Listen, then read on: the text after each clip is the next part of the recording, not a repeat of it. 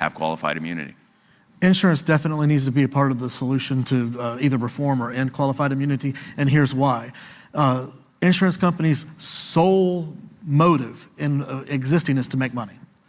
And I like to use this example when talking about insurance companies. So they actually invest time, resources, and effort into researching on how to, whatever they're insuring, make it safer and better so that they don't have to pay out insurance settlements. For example, after Hurricane Ivan and Katrina came through, the homeowners insurance companies got together. In the state of Alabama, we developed what's called a fortified home roof program. You got gold, silver, and bronze fortified roofs where with different levels of protection. And the insurance company is like, great, if you rebuild your houses or rebuild your roofs to these standards, we'll offer you discounts on insurance premiums because it's going to be better for us. We're not going to have to pay out payouts. The Hurricane Sally was the last hurricane to hit our area, and you could one of the state senators from that represents the Gulf Shores, Orange Beach area, he said you could literally fly in a helicopter and you could see which homes had certified or fortified roofs and which ones didn't, because and that's a market-based solution that insurance companies came up with and incentivized people to do to not only make their homes safer for themselves, but also a less of an insurance risk for the insurance company. Yeah. They do the same thing with automobiles. Well, a lot of these safety features that we have in automobiles nowadays with automatic braking, blindside alerts and all this other stuff, airbags and seatbelts, came from pressure from the insurance companies. So the insurance companies can and will do the same thing with police malpractice insurance, which is what that would be. And they can go to police departments. They can say, if this is your training program and this is how you train your officers, and then we can offer you discounts on your insurance rates. And cities, smart cities, would be like, great, let's save some money and let's do this. You know, one funny thing is, I think similar to other kinds of insurance, this would actually probably have to be run like you're saying, by private companies rather than by the state. Like the National Flood Insurance program has its problems because it's run by the state and it doesn't account for risk quite the same way and stuff. It's just funny you had me thinking about that. I'm sure you all are very excited about hearing about insurance, but actually when you get into it, there's some really cool stuff it can do. I wanted to highlight that though, just as unfortunately an insurance nerd where I've ended up in life. One question I wanted to get to that I think that it stumps a lot of people, and it kind of stops a lot of people from engaging in this debate. And I'd really be curious to hear from you all your best reason why either modifying or getting rid of qualified immunity wouldn't stop police officers from doing scary things, like from being able to stop murders, from having to kill when they have to kill sometimes. Like how wouldn't this, I know you're not supposed to ask questions like that, but how wouldn't this cause problems that way? Yeah, so that's already covered. It's called scope of duty. So I've had a lot of police officers and firefighters and paramedics and people like that who've come to me at my events or reached out to me online and said, you know, I'm being told that if qualified immunity ends, if I'm, pulling someone out of a burning building and they get glass in their arm and it gets infected and the arm has to be amputated, I'm going to get sued for that. Or if I'm, pull someone over and they start fighting me and I fight back and they fall and, break their jaw, I'm going to get sued for that. Or, all these other examples. And I say no, and I give them examples of court cases where that's covered under scope of duty. Qualified immunity is when it has already been established that the government employee or agent in question already broke the law and violated someone's rights. So yeah, no, they got to do scary things, but at no point does their doing a scary thing give them the right to violate your rights, right? We don't have the right to violate people's rights, so we can't give that right, bestow that right upon someone else. So clearly they can't do that. But if they have to do something scary and it causes someone else to get harmed and it's established that they had to do it, well then they never even have to invoke qualified immunity, and that's already the case. And here's how insane the entire idea of clearly established is. When they say clearly established, they take that to mean that the exact same thing you did had to already have been established prior to when you did it in court, that to have been illegal and to have violated the Constitution, violated someone's rights, in that federal judicial district. not in America, in just that district. And here's how insane, I'll give you 3 examples of just how insane that is. There was a case where officers had someone arrested. He was sitting on the curb, he was already handcuffed, and they decided to have one of their canines maul him a little bit, just for fun. And they got qualified immunity, even though that exact type of thing had already happened in that district, because in the other case, the guy was lying down, he wasn't sitting on the curb. They were both handcuffed, but one was lying down, one was sitting up. There was another case where 2 prison workers were tasing a man that was in custody, that was in a cell. No harm to anyone. I think they were just doing it to amuse themselves. But for whatever reason, they got qualified immunity, even though something similar had happened in that district, because in the other case, they had used tear gas and not a taser. Then there was a case where officers stole, I think, $200,000 or $300,000 worth of coins, and they got qualified immunity for stealing, even though other officers had also been caught stealing in that district, because in the other case it was cash and not, coins, and so it wasn't legal tender. That's what clearly established looked like. That's what qualified immunity looks like. Well, as a big fan of Tom Sowell, who reminds us that in so many cases in human affairs, we don't have solutions, we have trade-offs. Yeah. And there's no way that you're going to have any sort of rule, law, regulation that's going to keep bad people from doing bad things. Of course. And I think we have to realize what the trade-offs are. And qualified immunity is currently interpreted. I think it's certainly the very bad trade-off, and I think that we can improve. One point, if I may, and I've got to do this.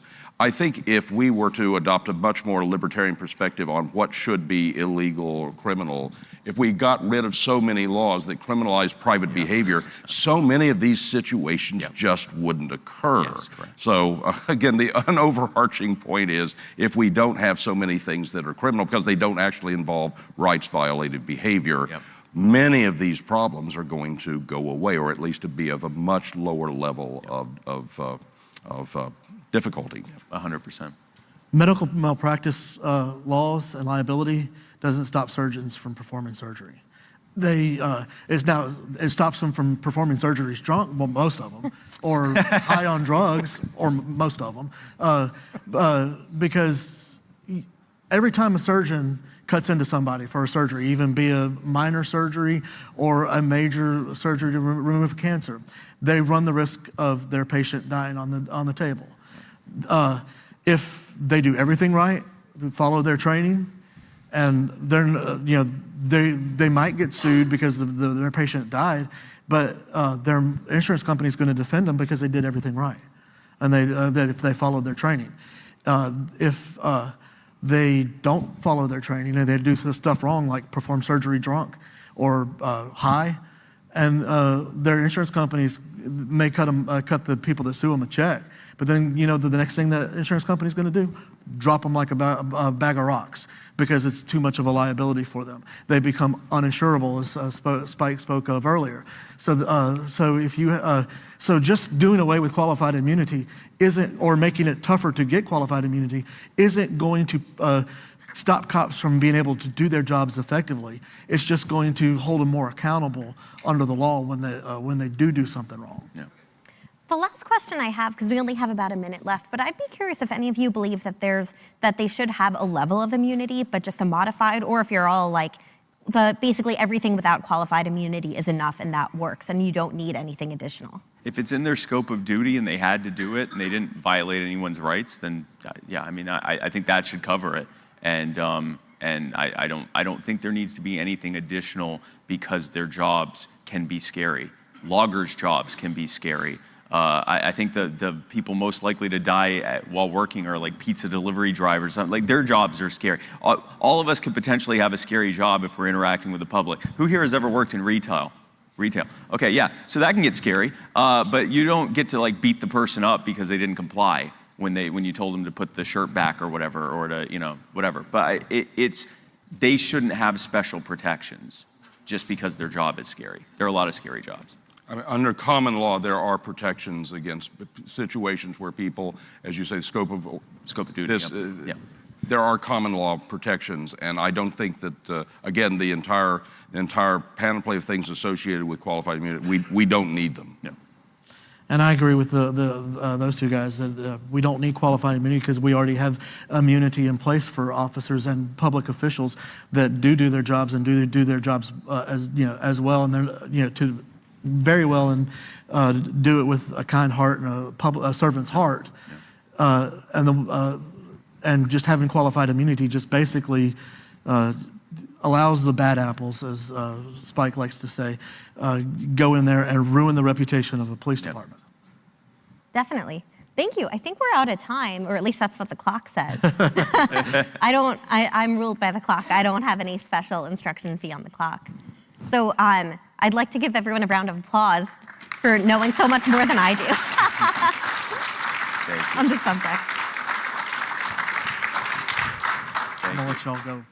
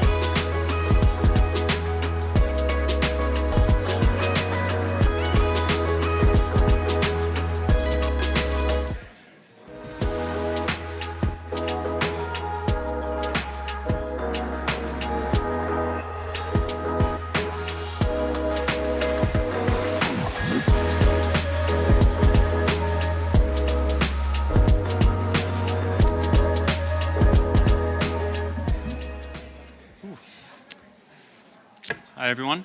I'm going to go ahead and introduce our next discussion.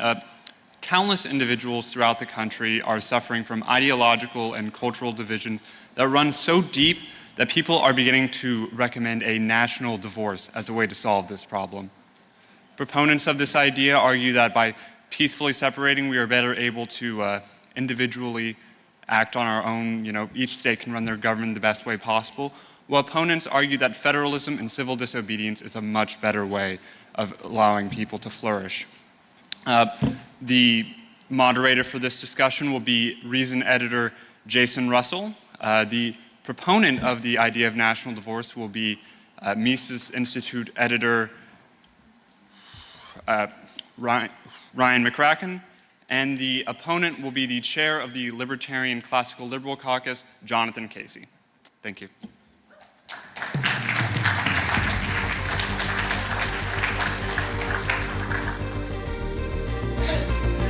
Morning, LibertyCon! Thank you, thank you. If you are a big fan of debates, give us some enthusiastic applause. Yeah? Good, good. That's what I like to hear. Then let's get ready to rumble intellectually. No fisticuffs, please. No fisticuffs. Thank you for that kind introduction. I am Jason Russell. I'm the managing editor of Reason magazine. And Reason loves debate. Last year around this time, we did a whole issue about debates. We had more than 10 really interesting debates that are within the libertarian movement and very hard questions. Some of those debates are about Ukraine, Brexit. One of them was about the very thing we're about to debate here. One of the more fun debates, and I think the easier questions to answer, was, are cats or dogs more libertarian? And I'm a little biased because I wrote one of the answers, but you should definitely check that out so you can go see a picture of my cat. So please look up Reason's debate issue from last year. Reason also sponsors the Soho Forum series of debates, which is a monthly event in New York City, but it's the videos are always online. I think they're streamed live. They're always available on Reason's website and our YouTube page as well, and of course, wherever you get your podcasts. Now, our topic for today is, will a national divorce lead to more individual liberty? Would we be better off remaining as the United States, or might we be better off if the United States weren't so united? Arguing for the affirmative is Ryan McMakin. He is the executive editor of the Mises Institute, and he's written a... She's written a book about this very subject called Breaking Away. You can read that for free on the Mises Institute website.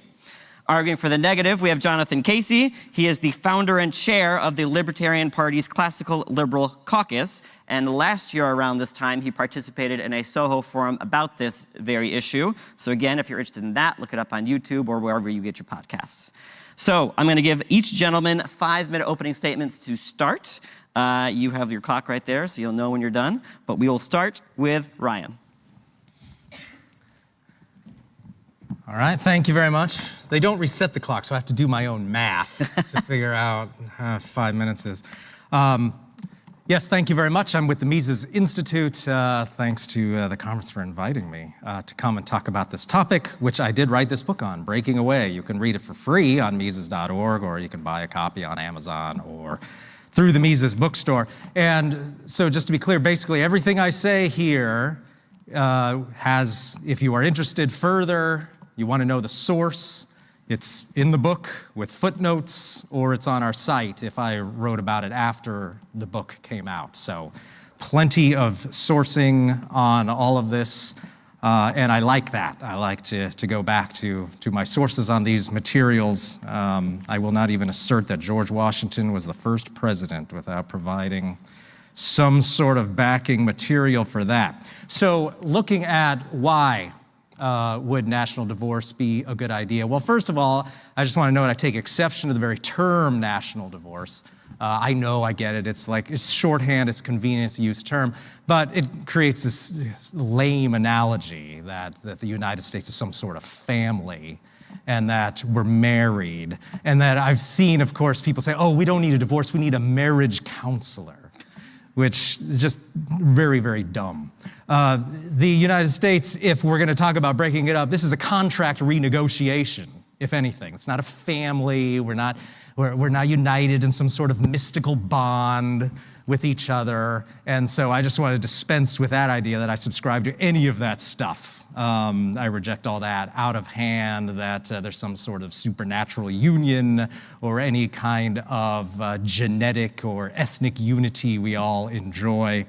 I don't think that at all. But in terms of ideology as radical classical liberals, which is, of course, what the Mises Institute mostly represents, people like Mises, Gustav de Molinari, Rothbard, these are all people in the tradition of hardcore radical classical liberalism. We're going to draw upon their values in really looking at why is national divorce a good thing, and also look at some of the empirical evidence about what happens when countries break up into smaller pieces. So first of all, we just need to keep in mind the fact that self-determination is an individual right. It is a right that is recognized and has been recognized since the days of the Declaration of Independence. And if you look at the research and at the literature on the topic, basically the Declaration of Independence is recognized as the origin document of the right of self-determination and as a secession movement. And this is hardly some sort of unique theory of mine. We could consult David Armitage, the Harvard historian, on this, not exactly a Rothbardian, who notes simply that, it's obvious that the American Revolution was a secession movement and that the Declaration of Independence and the philosophy involved there is a matter of secession and self-determination. And we see this issue then come up increasingly in the late 18th century, throughout the 19th century, as countries throughout Poland, the Hungarians in Austria-Hungary, the Poles attempting to secede from Russia and the Austrian Empire. We see it anywhere that countries are asserting their right to break free from some larger domineering state where they feel that they are not being appropriately represented. And we note also that we find many examples of secession throughout history that are justified on the grounds of self-determination. We should note that the number of countries in the world has nearly tripled since 1945. There are only about 80 countries at the end of the Second World War. Well, where did all those other countries come from? They came into existence through secession movements, all justified on self-determination. And then, of course, after the end of the Soviet Union, We had another 16 countries that came into existence, all based on and justified by self-determination. They went to votes, they voted to secede, or sometimes they didn't even have a national referendum, as in the case of the Baltics, and they broke off. And they didn't think, oh, gee, do we have a consensus with the Politburo here? Are they going to be upset if we move away? Are we breaking our mystical bond with the Russians by breaking off and forming an independent Estonia? No. The reality is that minorities within a larger union have a right to break off. It's basic self-determination. And then the other main issue here is the issue of what happens when countries get smaller and break off. And as we'll find in a lot of the data here in the books, the empirical evidence shows that as states get smaller, as they break off from other states, as small states compete, and as they face the threat of further secession and being broken up into smaller pieces, they're actually more open to trade, to the migration of workers, to economic development. As we see going back in work done by non-libertarian historians, going back at least 500 years. So this is a basic concept here where we're opposed to state building and centralization of power because it leads to a flowering of freedom. And fundamentally, it's the right thing to do because the right of self-determination is essential. Thank you. Thank you. Go ahead.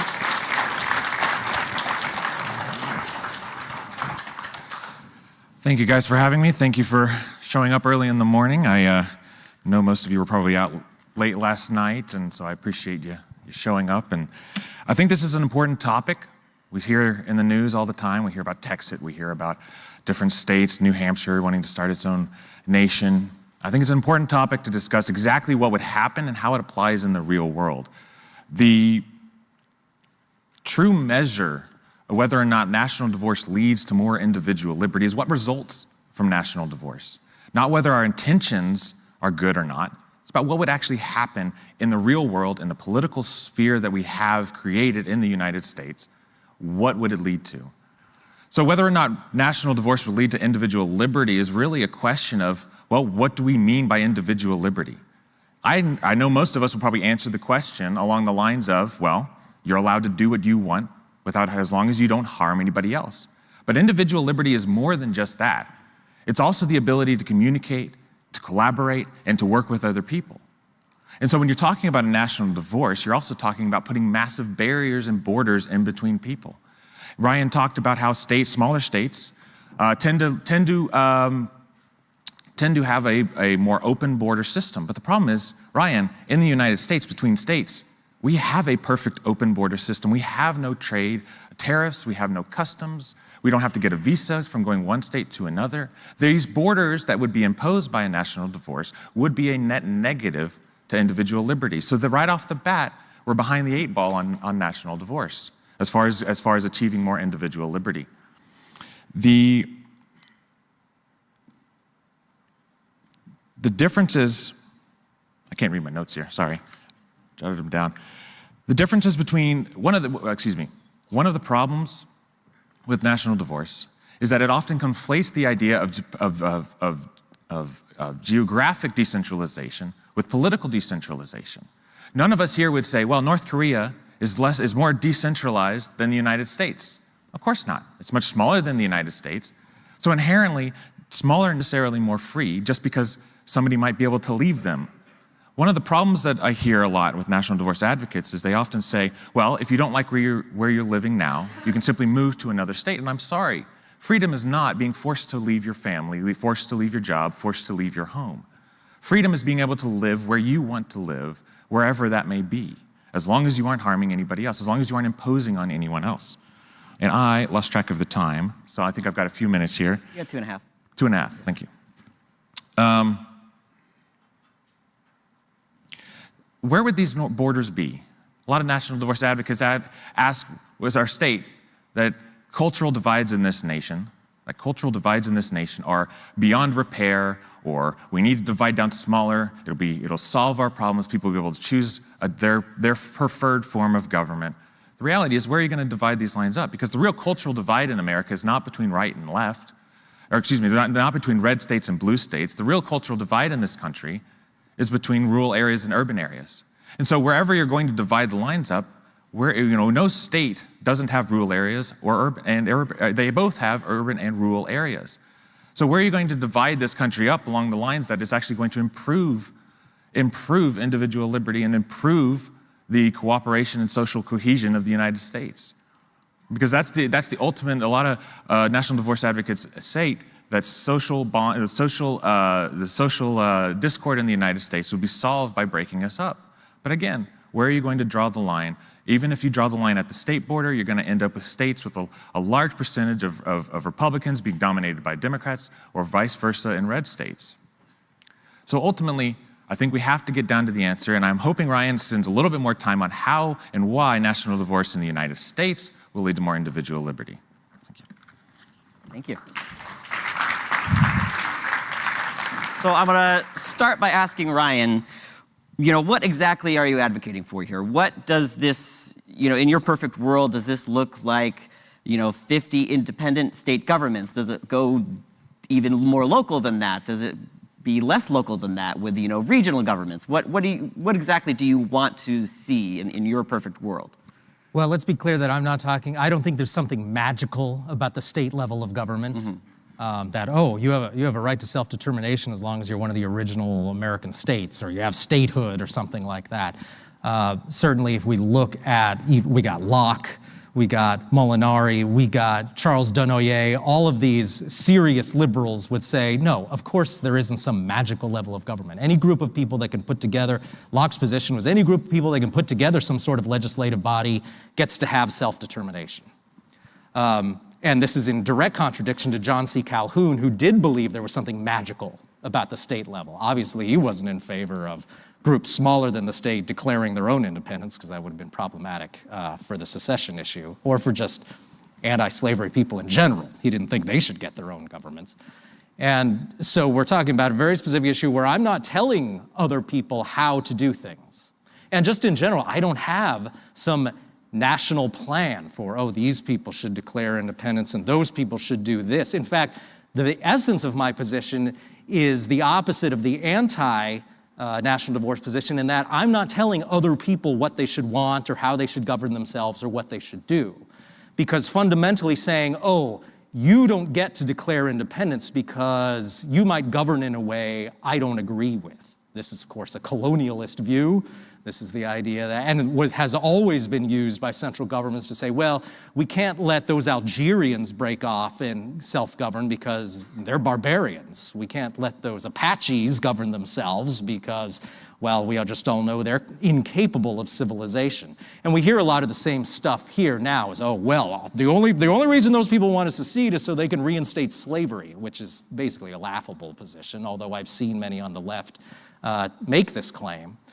And so I'm not saying, this state, that state, this region, that region. I don't have a map in my head of what's supposed to happen. I'm simply saying that if there are groups of people that, like Mises says, if a group of people get together and they have a plebiscite that says, hey, we wish to secede and form our own government, that group should be taken seriously, and that you should enter into negotiations for how to accomplish that end. So I don't have a specific plan. Do you have a response to that? I think you have to have a plan. If you're putting forward a proposition saying we should break up the country, wishful thinking and hoping things work out isn't going to work out. One of the ironies of liberty is that liberty requires a government to protect it. I'm not an anarchist, never will say I am, but I think you have to make sure that you have plans in place for that when you move forward towards a system. If you want actual true political decentralization, that has to be planned out. You simply can't remove restrictions on local governments. Ryan, you stated that we can't tell people how to govern. Absolutely, we can tell states not how to govern.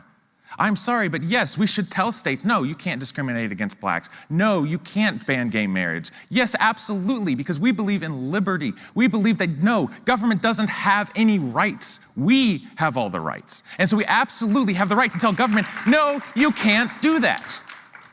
So, John, you wrote in a Learn Liberty blog post, and I quote here, "Some say that people have a right to live with whatever gun, taxes, / immigration laws they want, and a national divorce would reduce forced associations."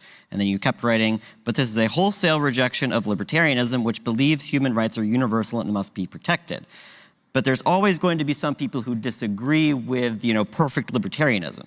So in that sense, is a national divorce a more realistic argument for political harmony because we will have places that presumably do agree on these issues?" Well, I often hear the argument that, well, we'll end up with 1,000, the hope that we'll end up with 1,000 Liechtensteins. And that always, to me, that always sounds like Oprah. You get a Liechtenstein, you get a Liechtenstein, everybody gets a Liechtenstein. And I'm sorry, that's not how it's going to work out. It hasn't worked out. Even with the dissolution of the Soviet Union, we didn't see further and further decentralization. We haven't seen that at all. In fact, we've seen the exact opposite, where countries are joining NATO, they're joining the European Union. So instead of this further and further decentralization that national divorce advocates often claim would happen, the exact opposite is what happens in the real world.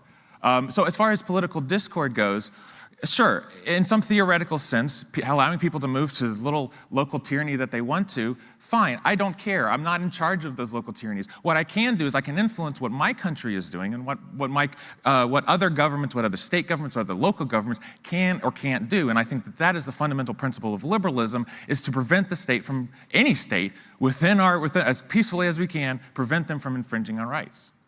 Response there? Well, I can't believe my opponent is implying that the breakup of the Soviet Union was a bad thing because it allows governments to go off and found their own local tyranny. This was an obviously good thing, this breakup of a large state into a bunch of small states. I don't see the downside in any way of this happening. And the one irony, of course, is that a lot of people who are very much vehemently in favor of Ukraine asserting its independence from Moscow are also anti-secession. Well, the only reason Ukraine exists is because of a plebiscite where it voted to declare secession from the Soviet Union in 1993. And so obviously a good thing. And gee, did all these countries that broke off from the Soviet Union found a bunch of tyrannical local governments that were somehow worse than the Soviet Union? Obviously not.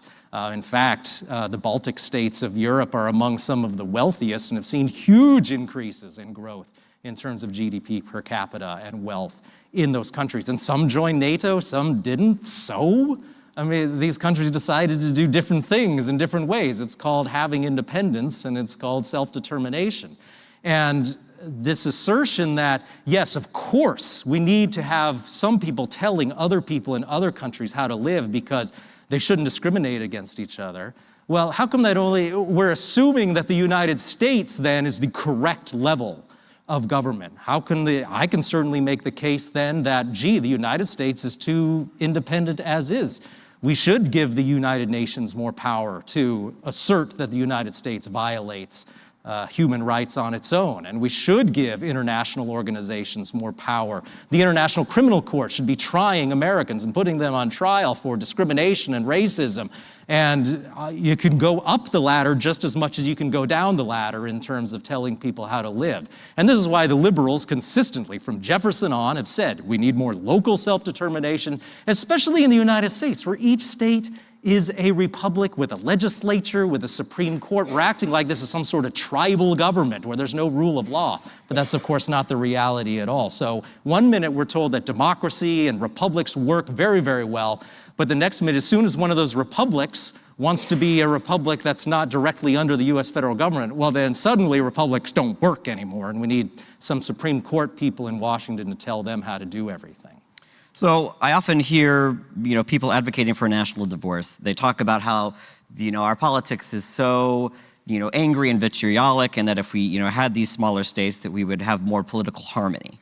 But even in, deep red states like Alabama, 30% of that state is still Republicans. And even in deep blue New York City, 30% are still Republicans. I meant 30% of Alabama's Democrats, obviously. But so even, with a national divorce, won't those 30% of people in those, smaller places, there's still going to be political discord from those 30%ers, right? Yes, there will always be minorities within every group that seeks to declare independence. And of course, this applied to the United States as well when it declared independence from the British Empire. The question is, should the presence of the Loyalists have invalidated the American independence movement? Because this was a significant part of the population. And so if the answer is, well, anytime there's some minorities who don't want to secede, well, it's off the table, well, then of course the United States would not exist as an independent country because the Loyalists were no small, insignificant part of the United States at that time. Most people agree, well, they had to go. They had to move to Canada. Many went back. And it is unfortunate the way many of them were treated in terms of the day-to-day treatment that many Loyalists received.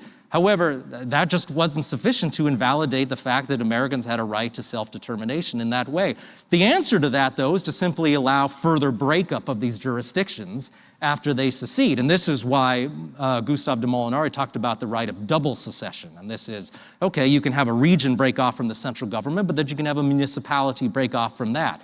And this is the reality, of course, in Europe, and what historians have shown has been the great contributor to a lot of the capitalist growth that occurred over the last 500 years, is that there was a lot of fluidity in the borders, there was a lot of ability to break off, to form different pieces, to form different alliances, and this in the aggregate, and you can see this in the work of Douglas North, Hayek actually says this, that he says, oh gee, I think that most of Europe's growth in capitalism was due to its quote-unquote political anarchy, by which he meant rapid and massive decentralization during that period. And we find it in the work of Ralph Raico in his lengthy essay on the European miracle. Is where did all of this economic growth come from? How did Europe get so rich? It's because of constant movements toward breaking up pieces of Europe into smaller pieces. And it was not some fait accompli where, okay, that's enough decentralization now, we got enough, let's get everything under control. No, it was much more dynamic than that, and it led to a great flowering of economic growth and freedom. I want to rewind a little bit to the previous question where I stated that, or you stated that, that I implied that the Soviet Union breakup was a bad thing. No, what I am stating is that if you're going to have secession, you need to have a plan in place for how individual liberty will be protected. Because when a country breaks away, for example, in the state of Texas right now, we have a situation going on in the border where our state government is trying to enforce draconian laws against immigrants. For example, our state governor Abbott has stated that police are allowed to arrest any illegal immigrant that they pull over. Well, let me ask you something. How do you think they're going to determine who's an illegal immigrant who's driving around? And so you're telling me that that it'd be better for Texans to break away and not have the Fourth Amendment protecting people in my state? No, I'm sorry. I'm not going to support a secession unless I know how individual liberties will be protected. And so in situations like the Soviet Union, you have these breakups, you can understand, okay, what laws are going to be in place, what restrictions on government are going to be placed. Then you can make a call and determination on whether secession is appropriate. Because again, there are cases, even Ryan, you'll admit, there are cases where secession has led to less individual liberty. That's the real world. Sometimes things work out in one direction, sometimes they work out in another. So I think, and as far as geographic decentralization always leading to political decentralization, when you look at the numbers, when you take a look at the Cato Health or Human Freedom Index, and you compare it to the size of a nation, what you find is that it's only responsible for about 2% of the variation between the countries. So the country's size is only responsible for about 2% of its Human Freedom Index score. Why are we focusing on the 2% when there's 98% to be talked about? I think what's interesting about this issue is that it seems like the case for a national divorce is basically a case for localism. And it seems like there are good arguments for that, right? Like if my job is, trying to be a florist in Louisiana, but because of occupational licensing, I can't do that, it's good that I can move to another state and do that. Now, obviously, I'm talking about the state level there, but in theory, the federal government, which has the constitutional protections of liberty, but it can also take away those protections as well. So, isn't there a good pro-liberty case for the kind of localism that is engendered by a national divorce? You can have localism without national divorce. You can pass a law that says, okay, states are responsible for this now. You can end federal laws and stop them. So this idea that you have to have national divorce to achieve political decentralization is just wrong. But back to your point about whether licensing and being a florist and you can move from one place to another, again, true freedom is not being able to move away from your home and your job and your family to someplace better. That's not freedom. Freedom is where you choose to live. As long as you're not harming anybody else, that's freedom. And I get that, yes, we should absolutely have the ability for people to move from one place to the other. But again, most people don't move from one place to the other simply for political reasons. There are many more motivations for it. And the level of burden on them from government needs to be pretty high to force somebody to move away from those things I've mentioned. Ryan, do you have a response there? Well, again, it just comes back to me not telling these people if they have enough freedom. Oh, you over there, you have enough freedom now, and you have a vote in the legislature, so you're not allowed to break off and have self-determination. I mean, even Mises noted this in Liberalism when he says, he's writing in 1927 and talking about these groups within Russia, the Soviet Union, that want to break off. He's saying, look, even if Russia converted over to some sort of constitutional republic with a national legislature, that still would not be sufficient reason to prevent any of these groups from within the Soviet Union from wanting to get to declare independence. This is just a right that they have regardless of the system of government in place and whether they have some representation in the national government. Plus, as he also notes in another place, if you're in a permanent minority situation, the fact is you don't really have much ability to make your will known as a minority group. So if you're in a permanent minority and you see yourself as, okay, well, we're always going to lose elections from now on, we have really no hope of getting a president we like, of appointing people to the Supreme Court that we like, which is accepted, right? Over the long term, it doesn't manifest itself immediately, but when you are in a minority status, over time, this essentially means that you get ignored. That's just the way democratic systems work, as well as all republics, because even republics then, even though they're supposed to have some minority protective systems in place, over time, all of your appointments, all of your elected officials, they favor the majority group. And so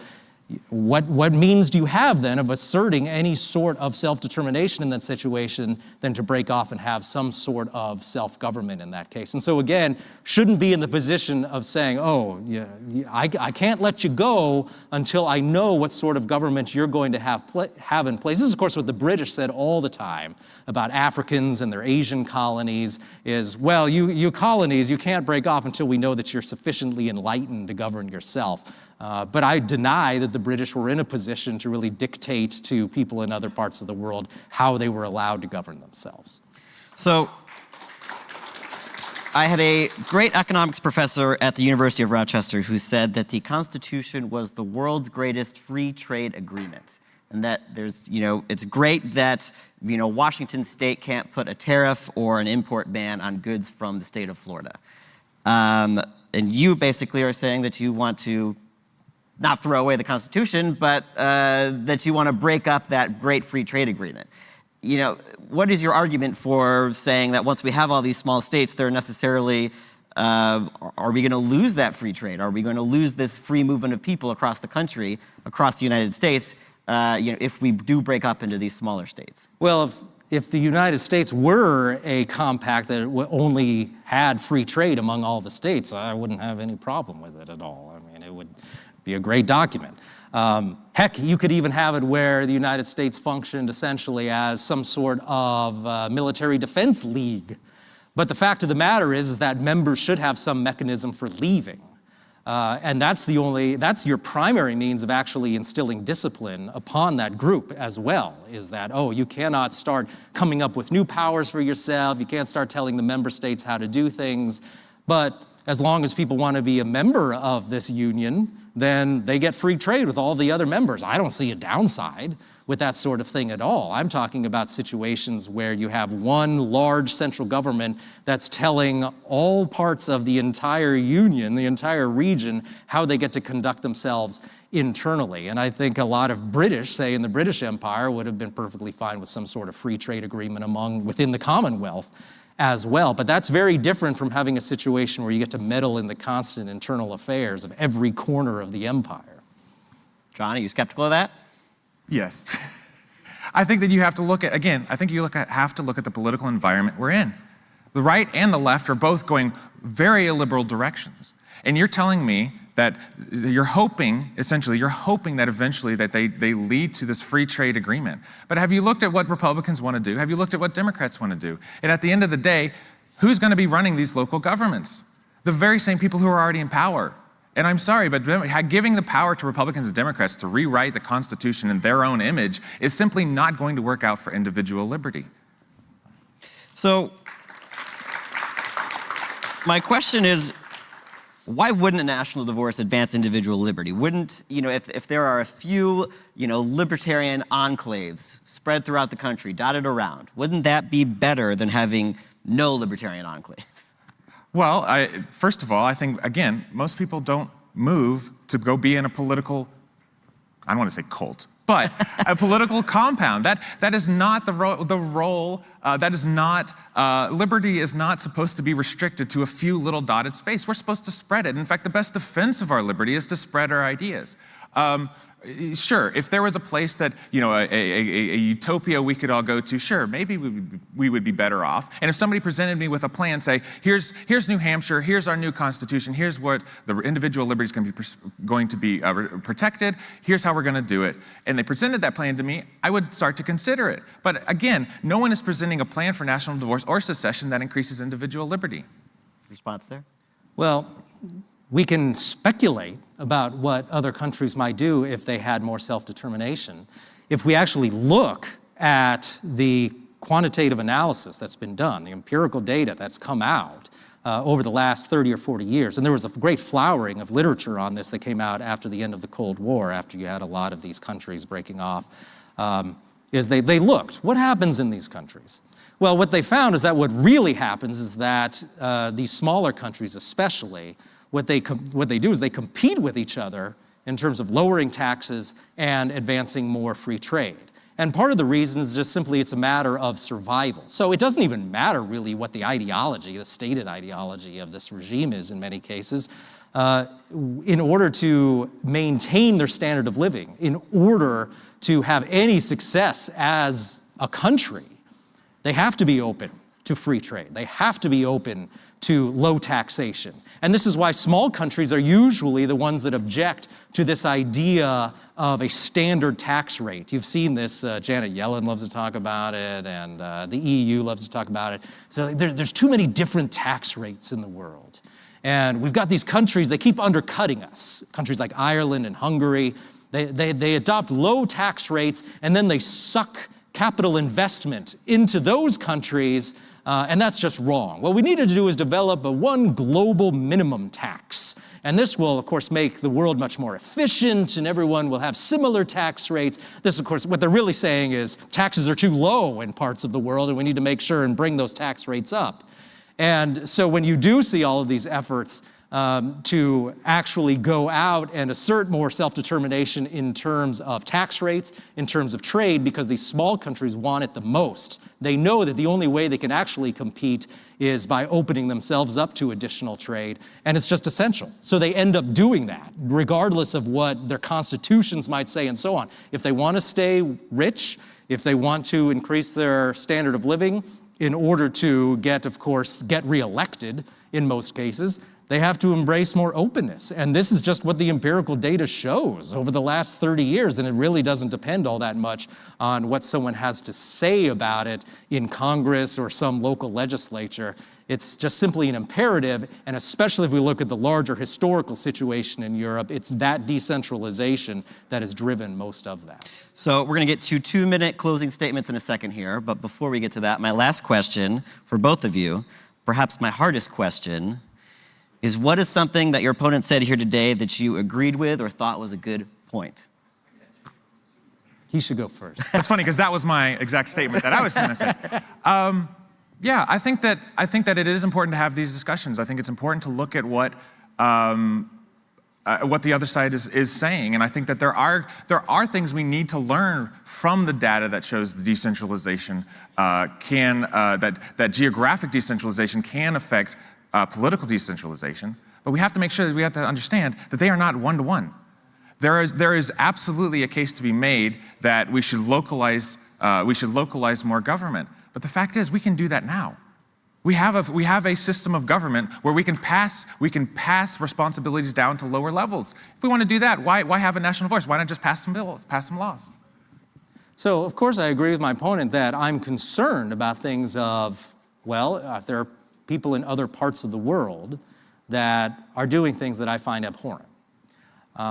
Now, of course, I think it's been greatly overstated that if some portion of the United States breaks off, it's going to turn into some sort of third world hellhole, which is, by the way, what Joy Reid said recently, is that if any of these states break off, it's going to become this hellhole. And, well, okay, I guess you can assert that. But the fact of the matter is the world is full of places that do things that I disagree with. But the answer to them is not what the US regime has been telling us needs to be done for the last 25, 30, actually forever, which is that, oh, there's this other part of the world, Iraq, Syria, you name it.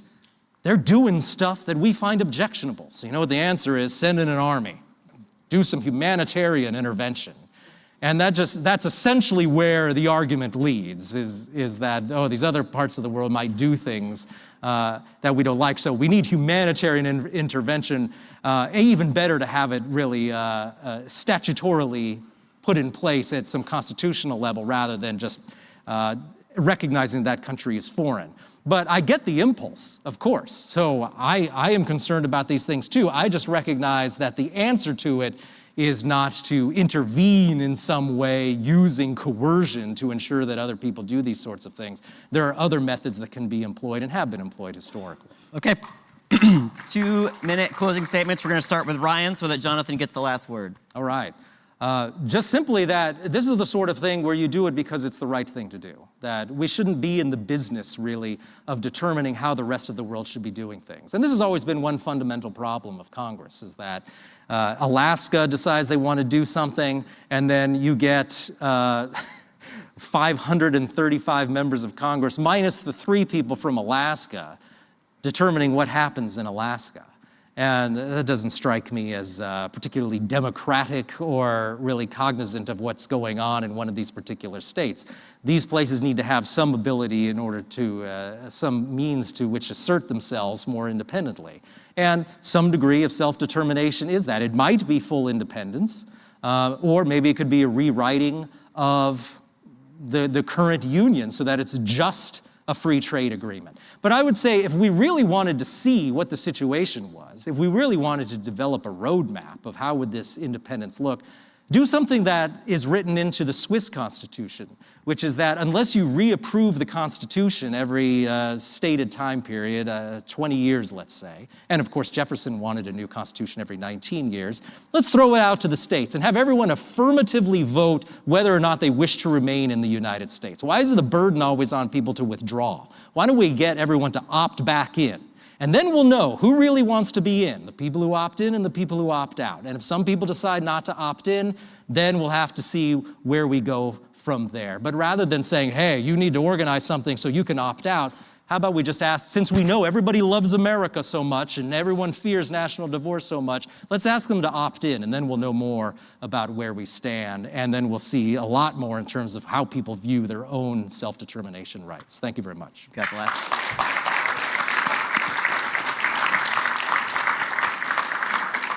I spent a little time this past week thinking about what I wanted to leave you with. I thought about, Ryan would accuse this of me of being sentimental, but I thought about talking about how I didn't think the American experiment, the greatest political experiment we've ever seen, was over. I think that's true, but I don't think that's what I want to leave you with. I thought about talking about whether or not, about checks and balances, that it's good to have different levels of government that restrict the ones below them. That's right, but I don't necessarily want that to be what I leave you with. Ultimately, as individuals, we have to make determinations about the real political world around us, and we have to look at what's actually going to happen.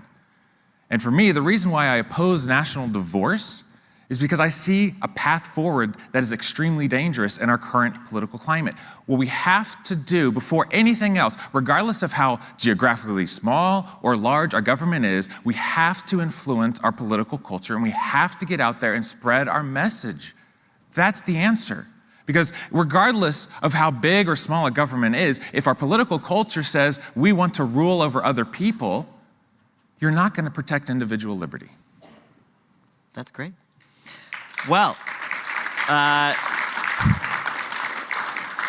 I think often I watch debates and I see the debaters talking past each other, or they spend the whole time arguing about definitions, and that gets really boring and technical. So thank you both. That has been very fantastic, and I appreciate the substance of both of your debates. It was a great argument. Again, if you want to read more about this, there is more on Reason Magazine and Reason.com about a national divorce, the arguments for and against. If you're interested, you can read Ryan's book, Breaking Away, for free, again, on the Mises Institute website. And again, Jonathan was at a Soho Forum debate about this very topic about a year ago. You can see that on YouTube or wherever you listen to podcasts. Just search for the Soho Forum. Let's hear it again for both our debaters. Thank you. Well done. Well done. Thank you, everyone.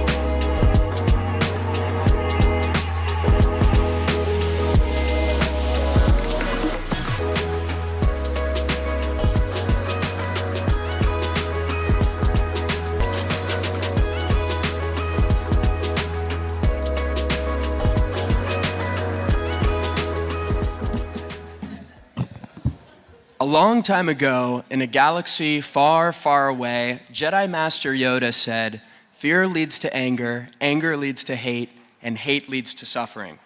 I now have the pleasure of welcoming to the stage an even bigger Star Wars nerd than myself, Stephen Kent, author of How the Force Can Fix the World, a PR specialist at the Consumer Choice Center, and writer of the Geeky Stoics newsletter.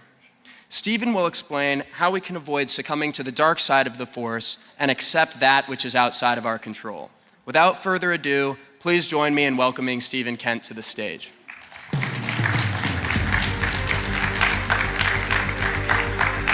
Thank you so much. Thank you so much. All right. All right, is that thing on and ready to go? Hello, LibertyCon. This is my favorite convention that I go to every single year. We've got student activists that come here from all around the world and advocating for our ideas in places that are a little less friendly sometimes than things can be here in the United States. I will admit to living in the Washington, D.C. bubble and enjoying all of its different comforts, and we have it incredibly good here. And what Students for Liberty activists and organizers are doing all around the world is what reminds me all the time that this is the good fight. So thank you so much for being here and taking the time to stay all the way through Sunday and hear this talk. We all come to this movement for different reasons. We have different points of entry. I've always felt like a little bit of a weirdo in that I didn't read Hayek or Rand until I was at least 30. I still haven't even seen Milton Friedman's Free to Choose, God forbid, and I was not involved in SFL in college. I didn't know that it existed. I really wish that I had, because I just felt like a lost and confused Republican. You know, I didn't belong and fit in with the college GOP kids. I didn't get along with the college Democrats either, and I knew why. It's because we all learn liberty in different places, through different formats. The ideas of the Enlightenment and reason and spontaneous order, trying to think of another great concept, but these things are seeded throughout the popular culture. We pick them up in movies, books, televisions, and more. And for me, I feel as though I learned at the age of 13 about the forces of darkness and order versus chaos and the will to power and the corrupting influence of power from this man, Boromir. Yes, applaud for Boromir. He gave his life. I learned a lot from watching this guy, Boromir, Steward of Gondor. He really wanted to fight back against the forces of darkness that were going to consume his kingdom. And right, it got the best of him in the end. Now, I was not reading political theory. I was not really super interested in politics. I was watching the Lord of the Rings movies and what was happening in Middle-earth with incredible interest. The forces of darkness that were rising out of Mordor that were going to overtake Middle-earth, and they posed a threat to destroy liberty for the men, the elves, the goblins, the hobbits, everybody. And when I was watching those movies, I started to become a little bit more of a believer in all of the things that we now talk about today. But in Middle-earth, there's this one ring, this one tool that probably be able to stop that rising tide of darkness. The one ring. Be able to supposedly have the power, or at least think that you have the power, to stop those things from happening, to be able to push back on it. And then when I think back on the conversations that were being had in those college GOP and Democrat meetings, it was very much about the ring. We were talking about winning elections. We were talking about owning the libs or finding a way to push back on the Republicans and the conservatives. It was about power at its core. And I just really wasn't interested in that. You see this very much in American politics today. It's a conversation that's picked up a lot of steam. It's already overtaken most of Europe and parts of South America, this populist tide, where conservatives and libertarians, who we've always kind of had a tepid agreement, or at least for the past couple of decades, that the ring was dangerous and that maybe it should not be wielded because it might one day be wielded against you. But in recent years, the conservatives, our friends a little bit further to the right, have gotten a little bit nervous with the state of the culture and society, and they are now starting to have a very different conversation amongst themselves. They feel that small government philosophy has maybe come to betray them, right? That the other side is going to be using government power, and their values are not holding up in the court of public opinion, and virtue and liberty and all the things that we tend to care about might not survive on its own unless you use a little bit of healthy force. They are now having the exact conversation that Boromir wanted to have in Rivendell when he said, why not use the ring and use it against them? And I empathize with that. I really, really do. There are things in the culture and in the world that I am afraid of and I do not want to see be normalized or be sanctioned by any government. And I empathize with Boromir. Again, like even in the moment when he tries to kill Frodo at the end of the first movie and take the ring from him, he says, I ask only for the strength to defend my people. Noble impulse, right? Like that's a noble and worthwhile instinct taken to a dark place. And earlier in the movie, you have Gandalf, who is offered the ring by Frodo. He doesn't want to take the quest to Mordor, and he says, don't tempt me, because he would like the ring too. I would use the ring from a desire to do good, but through me, it would wield a power too great and terrible to imagine. I love that line, because it's this reminder that you may have plans for how to use power, but power has plans for how to use you, right?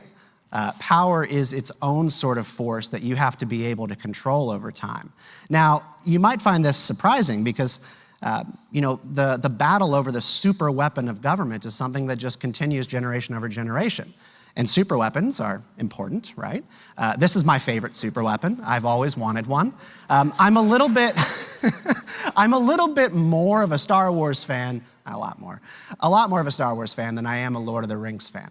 I am the author of How the Force Can Fix the World, Lessons on Life, Liberty, and Happiness from a Galaxy Far, Far Away. It's very much like Adam Smith's Wealth of Nations, except it's about the economics of slavery on Tatooine and the fall of the Jedi Order. So it's something that you should pick up. I actually have a couple free copies here if you want to grab one before they're gone. And in my book, I look at the impact that the Death Star had on the galaxy, the effect of building the Death Star. Because why do, in the original Star Wars movie, 1977, Darth Vader and Tarkin activate the Death Star? They have an agenda to rule through fear. You see, the galaxy is incredibly fractious at this time. The Empire is relatively new. in the grand scope of things. It's only been around for about a decade, and there are rebellions popping up throughout the galaxy, and they're having trouble, trying to play whack-a-mole and put them all out. And so they have this relatively reasonable idea through Tarkin that, well, we'll commit one targeted act of genocide and scare everybody into submission, and it will work, right? It's a really, really big galaxy. And so they think that this will work. But Leia knows something that they don't. And it's something that all of you know as well. She says to Tarkin, the more you tighten your grip, the more star systems are going to slip through your fingers. Yes, more control does not always mean more order. It's like plugging the top of a volcano. The pressure is just gonna burst out somewhere else, always. But I didn't even start learning about liberty in the original movie. I was kind of too young when I was watching those to kind of take in some of those ideas.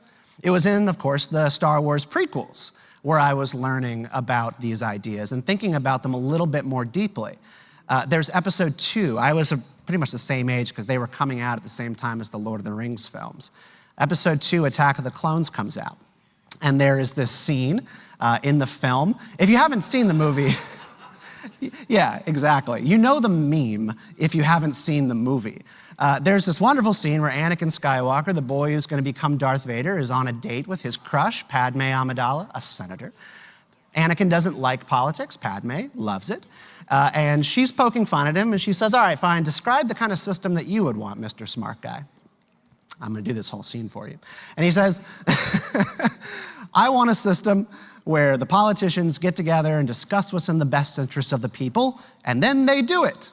She says, that's what we do. The problem is that people don't always agree.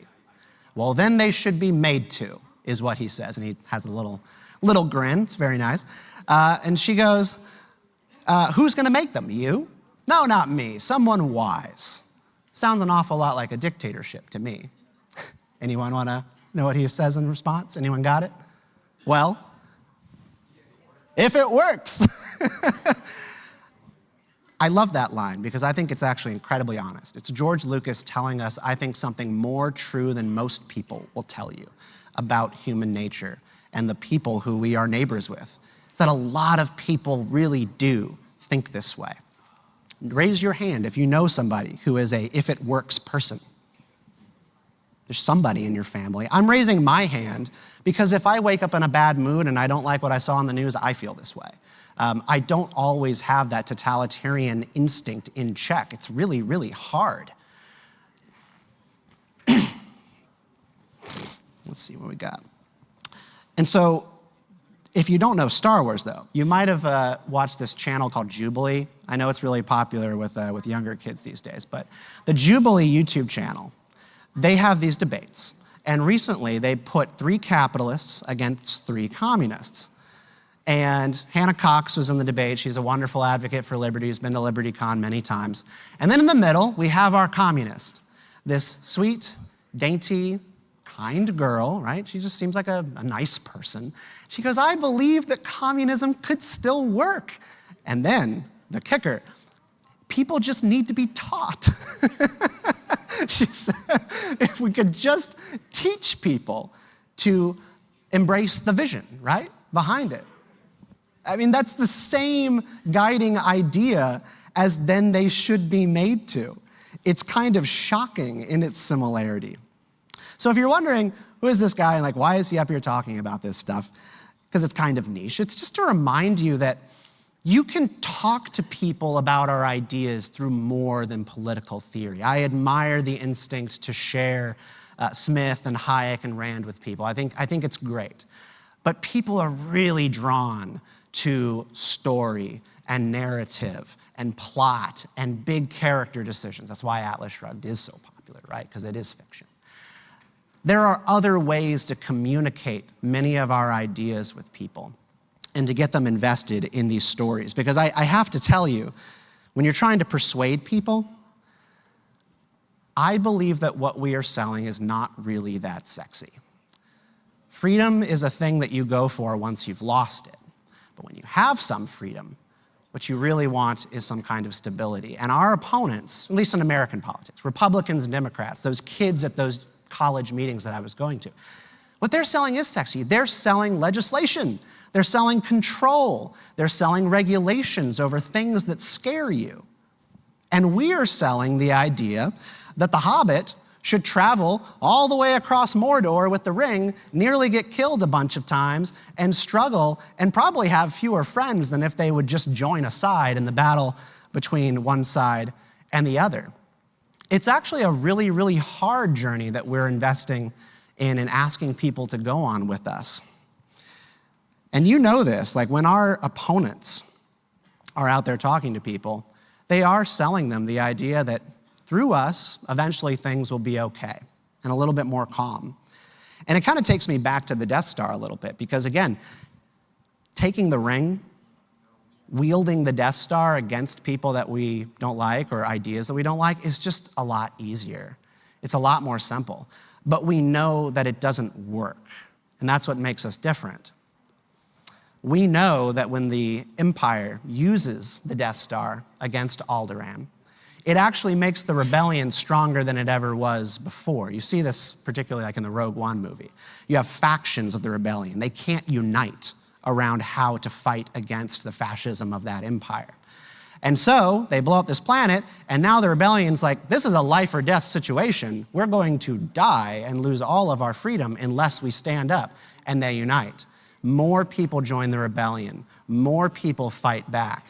And you know this to be true, like when people win elections, when they finally get control of the bureaucracy, when they're finally able to enact their control freak and fund police tendencies and force ideas and legislation down on people, shove it down their throats, there's a backlash. It might take a while, but there will always be a backlash. And freedom demands that there be a backlash. And we generally just try to avoid that situation altogether by letting people live the lives that they would like to live. What you learn from stories like Star Wars and Lord of the Rings is that the desire for control is incredibly natural.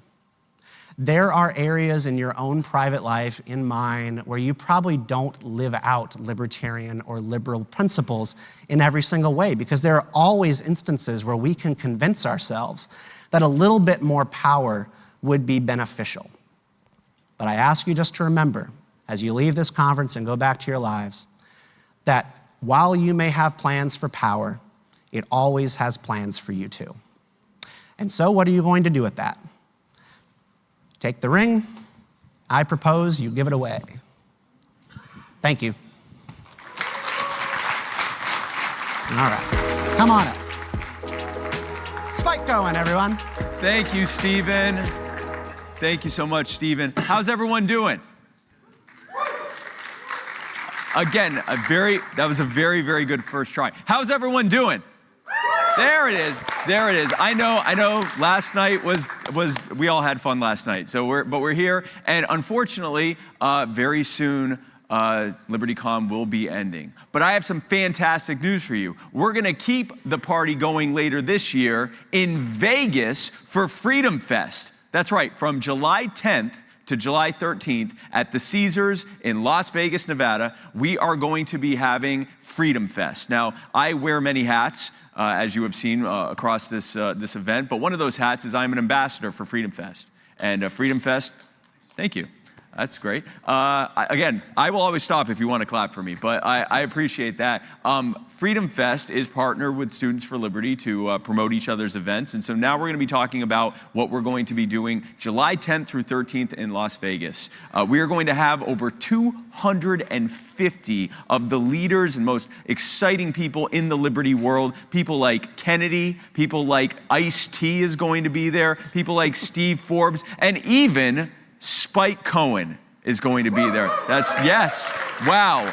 Thank you so much for that completely unprompted applause. I love all of you. And so I would love for all of you to be there. I will be happy to see you there. If you go to freedomfest.com, you can be a part of it when we do it in July. But wait, there's more. Right now, we are about to draw from this raffle, and one of you is going to win 2 free tickets to Freedom Fest, and Stephen has already said that he is going to draw. He is our I guess, Vanna White. Here we go. Or I guess Here we I'm go. the Vanna White. I So I'm shall going use to the force. shake it first, showing that we have no pre-selected winners. No and that you cheating. can completely trust us. And then I'm going to look away, because that will also prove... It's rigged. Yeah, it's Rigged. completely rigged. All right. No, it's not. It's not rigged. It's not rigged. Can't say that. No. Okay. All right, here we go. And our winner is a name I can pronounce, David King. David we King. love it. Fairforall.org. Is David here? David. David, give it up for David. You, sir, have 2 free tickets to Freedom Fest in Las Vegas. It's such a good time. David, you just won Congrats. 2 free tickets to the most exciting thing that's going to be happening from July 10th to July 13th in the Liberty World. Thank you so much for being a part of it. And thank all of you, and continue enjoying LibertyCon. Love y'all.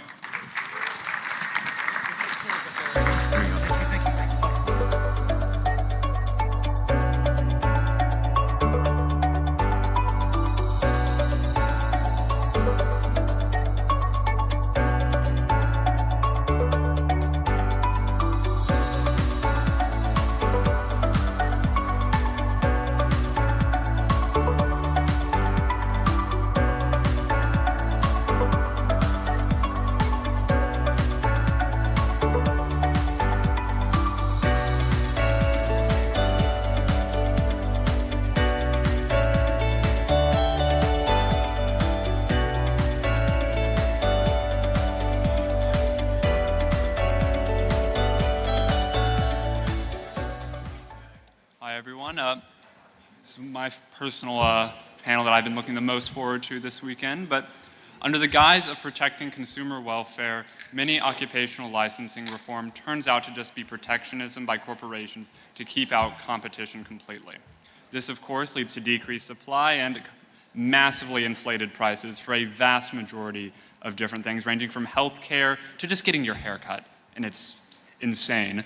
But luckily, we have an amazing panel here today to discuss this, moderated by R Street fellow Shoshana Wiseman, with guests including 2020 presidential candidate Joe Jorgensen, Reason editor Emma Camp, and CEO Tony Lopez. Thank you so much. I want to see how I can support you.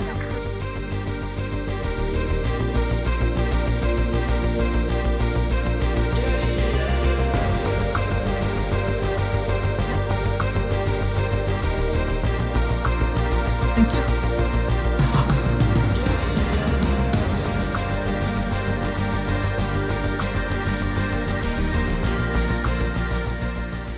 That music was kind of intense. I don't know. Maybe it's just me. But thank you all for coming today. And I'm excited to talk about my favorite topic for those of you who see me tweet way too much and swear a lot about occupational licensing. But I'm really excited to talk about it with our panel. There's so much to say about it, and there's so many sides of it, from like, what should we license, to why do we license things? Is it the best system? Obviously not always. When immigrants come here, they can't get licensed because we don't have processes for that. People are trained in prisons to do jobs that they can't do when they get out. So there's so many sides of it, and I'm really excited to get to it. So first, I want to start off with a question to our panel. We have so many regulations in the United States that we don't even know how many there are, which is a famous thing that's bad. So out of all those many, many regulations, why is it worth focusing on the problems with occupational licensing? So I think I would start out with just how many people it affects, right? So it's about 1 in 4 American workers have to get some kind of occupational license. And the really big issue with that is that it ends up infringing on pretty fundamental liberties, right? Which is the personal liberty to, the freedom to earn a living. And so I think that's why we should focus on this more than other regulations, just simply because of how many people it affects. So I'll speak to licensing from a boring macroeconomic perspective. So I apologize about that. But what ends up happening with licensing is you really handicap the small businesses. And when we look at what's happening in this country today, we have a debt to GDP ratio that is over 100%. This is a huge problem in this country. So what do we need to do? We need to increase the GDP. We need to increase productivity. We need to enhance our small businesses, give them incentives to start and create productivity, create GDP. But licensing will do the opposite. It will handicap them. So we really need to take this issue seriously and consider all aspects. Well, I'm glad you're here to talk about macro because I much prefer micro. I'm going to quote my running mate again and hopefully not mangle his saying as much as I did last night, but Harry Brown used to say that the government breaks your leg and then expects you to be grateful when it hands you a crutch. And that's exactly what's going on with licensing laws. Thanks to licensing laws, people have a hard time getting out of poverty. People who are in poverty, by definition, are there because they don't have the money, which means they don't have the money to go to expensive classes. Oftentimes, these classes are run by the very competitors who really don't want to see any more competition. And so then the government comes along and says, oh, well, too bad, I guess you're not smart enough or skilled enough to get a job. And it's like, no, you're keeping me from getting a job. And then the government says, well, here's welfare for you. And the people who are receiving the welfare would much rather be working. And we've got a government who, once again, is in charge of everything, trying to be benevolent. So occupational licensing occurs at all levels. You have lawyers and doctors, but you also have florists and fortune tellers. The fortune teller one is really funny because you just need to be a certified fortune teller to work. It's all local licensing. Most are state, lots of localities want to make sure you're a legitimate fortune teller. So at the side of over-regulating doctors, making it harder to have access to care on that side, or whether it's even certified public accountants, making it harder for people to have access to financial information, or at the other end, the fortune tellers and the florists. In each of your views, which kind of licensing is the biggest problem? Is it at one end, at the other end? Is it in the middle? Is it kind of a mix of all of them? Well, I'm not sure that I can quite quantify which is worse because you can find different ways to be infuriated about either. On the one hand, say doctors that limit the scope of practice for nurses makes it really difficult for people to get essential health care, but also it's particularly infuriating to see, just how many hours you need to be a licensed hair braider. So I think I'd rather focus on a particular form of occupational licensing that really gets my goat, and that's Washington, D.C. requiring an associate's degree or a bachelor's degree with a concentration in early childhood education to be a preschool teacher. And I think the particular irony with that one is that the people who sold it said basically, look, every child deserves high quality daycare. And the argument is that, if you have this extra level of education, it will guarantee that, which for one, I'm sure a daycare teacher who's been doing his or her job for 20 years knows a thing or two about early childhood education. But then also the irony is that, when you require this onerous licensing, daycare in DC is already topping $20,000 a year on average. It'll only cause the prices to increase by further artificially restricting the supply of daycare teachers. And so what it'll actually end up doing is meaning that fewer kids end up in high quality daycare because their parents are gonna go, well, it costs way too much, so one of us should just quit our jobs and stay home with the kids. So I don't know which one's worse. I'm very much a fan of let the business decide, let the consumer decide. If you go to a doctor and that doctor doesn't have a license or a degree or a certain certification, that's your choice to go to that doctor and maybe pay a smaller fee because they don't have that. That is your choice, and that is their choice as a business, as a doctor, to operate in that environment. They may not get as many clients, or they may get many clients. Let the market decide, right? Let the free market decide what happens.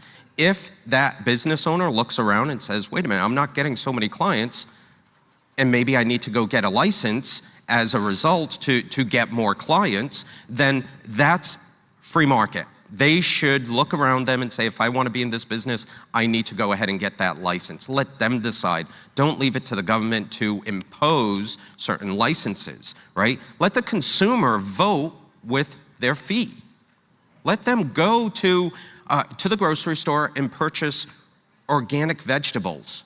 Now, they may pay more for those organic vegetables because they're, those farmers may be licensed and there's a higher cost to producing organic fruits and vegetables. That's great. but let the consumer vote with their feet and with their dollars whether they want to purchase organic or not. Do not impose that requirement from a government perspective to all farmers and say all farmers must be organic because that's goodness, that the government decides that's goodness, right? Leave it to the consumer to vote with their dollars and with their own feet. Can you repeat the question? Oh, for sure. So sorry, I know that we had so much in between. So basically, which do you think is a bigger problem? Like the licensing of doctors, or the over-licensing of doctors, or like the florists and the, everything there, or the in the middle space?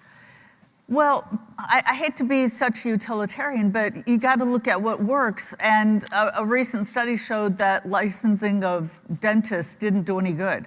And if you think about it, our country is already so overregulated with who gets into school, how many dentists and doctors there are, who gets to pass the boards. I mean, they've already gone through so many steps. That's essentially licensing built in. But, it's funny that you talk about medical versus the florists. To show how arbitrary it is, some people at Cato had pointed out that in Florida, it was something like it took 110 hours for emergency medical technicians to get licensed, but something like 1,800 hours for an interior designer. So that shows that safety is not the #1 concern. It's basically people up for a power grab. And I'd like to expand on what you were saying about choice. It really goes beyond choice. It goes to competition. And what's very frustrating is so many of the people who want the licensing laws, which tend to be from the left, they're the ones who are called progressives. But the way that we become progressive is through competition. And I teach psychology. One of the classes I teach sometimes is social psychology, which is about the most liberal, dare I say fascist arm of the psychology fields. At one social psychology conference, they asked how many people were liberal, how many were conservative. Of course, they haven't heard of libertarians yet. But like out of 800 social psychologists there, it was a ridiculous number, like there were only 6 conservatives. The rest of them are liberal. And yet, despite that, my social psychology book points out that you've got cooperation and competition, and that competition brings progress. And they use that word, and yet the progressives are not trying to get the competition. And the example I use in class about competition is, hey, how much do you like your iPhones? The reason you have your iPhone is because Steve Jobs and Bill Gates pretty much hated each other and wanted to outdo each other, and it was through competition. And so what's ironic, and I'm sorry, I didn't mean to give such a long answer. I love it.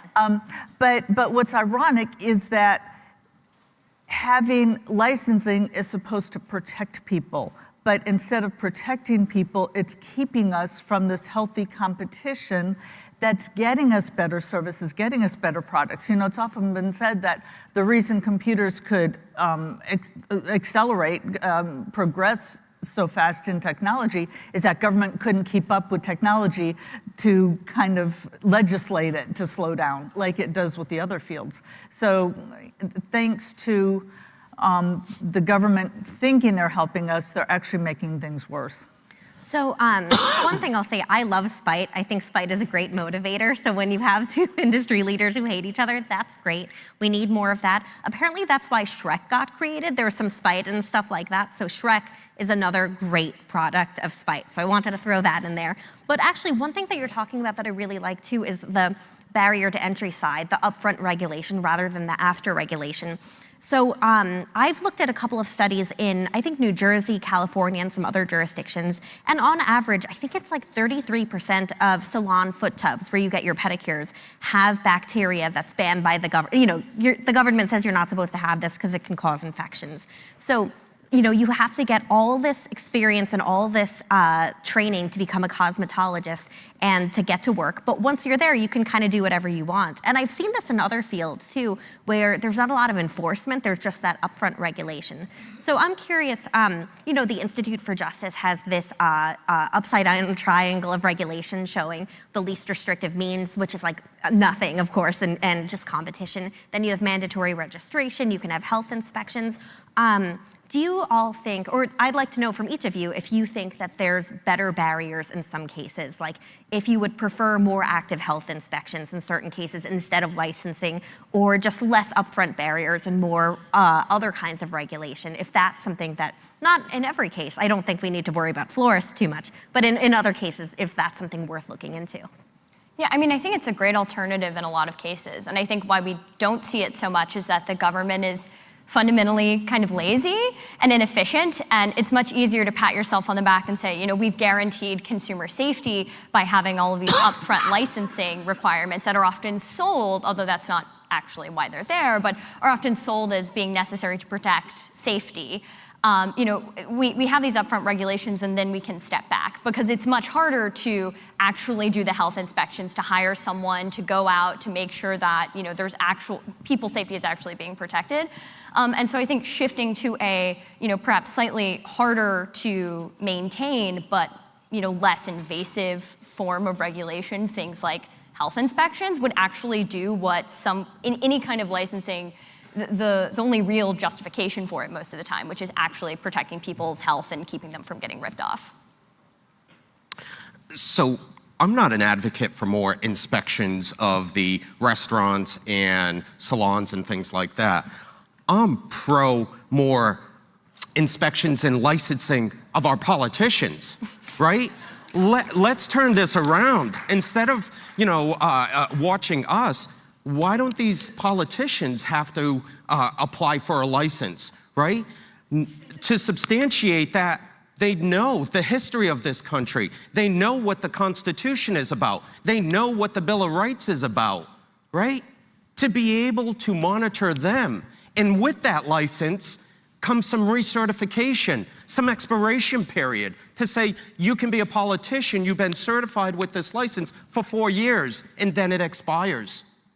Why is that only thrust upon me? Why not the politicians also be subject to that? That's my perspective. On that note, there's actually something that I'm not sure if a lot of people here are familiar with, but it's the principle of decertification for police officers, that when you have, you know, a bad actor moving from one state to another or something like that, that a lot of times their credentials aren't really checked that easily, but if you have a national certification and decertification database, that's something kind of up that alley that I really like. Yeah, thank you. For sure. Sorry, didn't mean to get all passionate about that. How dare you. Thank you. You're saying that to a libertarian crowd? So I believe competition is good in everything, even the inspection. I'm going to loosely say inspection, meaning private inspection as well as public inspection. I would suggest that it's easier to have corruption in the government-run licensing and inspection and barriers because there's nobody watching them. And I talked with somebody who lived in Chicago, was one of these guys on, you know, he went out and inspected the construction going on, and he's like, here's your hard hat, here's your little sheet, your little checklist, and just go off and put yes to all of these. He didn't say go out and actually look. He said, just be sure you just check yes on all these. Kind of like, don't worry, wink, wink, we've been paid. You can have a health inspector who comes in and gets paid. And what happens? What's the downside? Is the government going to go out of business? Are people going to say, well, we don't want to listen to them anymore? No, but if you have private people going out there giving their opinions, such as the Michelin stars, such as Yelp, and yes, there are problems with that too, but look at Michelin, which has been around for decades. If they went out and they said, oh, this is a 5-star restaurant, and it sucked, people would say, you know what, maybe we're not going to pay money to Michelin, maybe we're not going to listen to them anymore, and they'd go out of business. So only the government can get away with going out and saying, yes, this is a great product, when it's not. That's a really good point there. And it's funny because on IJ's list is like a competitive certification, stuff like that. So there's a lot of things between everything and nothing. You can have some stuff in there. One thing I'd also be curious about is there's so many kinds of occupational licensing reforms. Politicians really love basically where you can take your license and move it to another state, understandably, because mobility is a really big issue. And it's a big reason people have economic mobility. If you can move somewhere, you can move there for a better job, stuff like that. There's also just getting rid of some stuff it depends on the state, but I mean, Louisiana hasn't been able to get rid of its florist license. We have tried for a very long time. It hasn't worked. Some hair braiding licenses have gone away. There's also justice reforms, making sure that if you're prohibited from doing a job, that there's a really good means ends fit, that it's not just like you can't work at anything ever again because you have an unrelated conviction. So there's all those and more kinds of reforms. Utah's actually working to match immigrant credentials to US credentials, which is something that we really need to do. But there's a ton of stuff to do. What do you each think that elected officials should focus on? Do you think there's a better reform? Do you think it has to be all or nothing? Or do you think there's something where it's like, if we can't get, full reform, these are some good solutions in there? Well, I think elected officials would be able to convince, constituents that occupational licenses aren't necessary if they can show that, the reason that they're being marketed, which, as I said, is usually safety, it doesn't actually do what it's supposedly meant to do. If you can say, okay, requiring hair braiders to get, a license, I'm thinking about the cosmetology related ones, requiring someone to go to cosmetology school. It doesn't actually keep people safer. It doesn't actually keep them from being ripped off, and we can prove it, right? There aren't fewer, I don't know if this is true necessarily, but there aren't fewer traffic deaths, say, by requiring all of these extra hours to be a trucker or something like that. If they can prove that, I think it would be easier to convince people to support measures that involve just getting rid of unnecessary licenses. I think fundamentally that's the most important reform, is to open up the market for more competition, really start ignoring these special interests from people who already have the licenses, who want to artificially restrict the supply of labor, and really just open up the market for real competition and for new, better ideas to come about. That's the second time this concept of competition has come up, and I think it's a very valuable point. And it's not something that we should invite the government into this sort of this conversation. We ourselves that operate within industry, we should get with our peers. We should understand, should there be some sort of regulation? Should we self-regulate more? I operate within the real estate industry, and many, many times we have these types of these conversations to talk about, like, it's not all about the money. I know a lot of people think, hey, these industries are, these companies are about the money and profit and maximize. Yes, that's important to us, but there's also a socio-economic, hodgepodge of things we talk about, right? One of the things we talk about within real estate is how to help the less fortunate out there obtain affordable housing, right? And whether we dedicate a certain percentage of our housing towards, disadvantaged socioeconomic classes or whatnot, or individuals.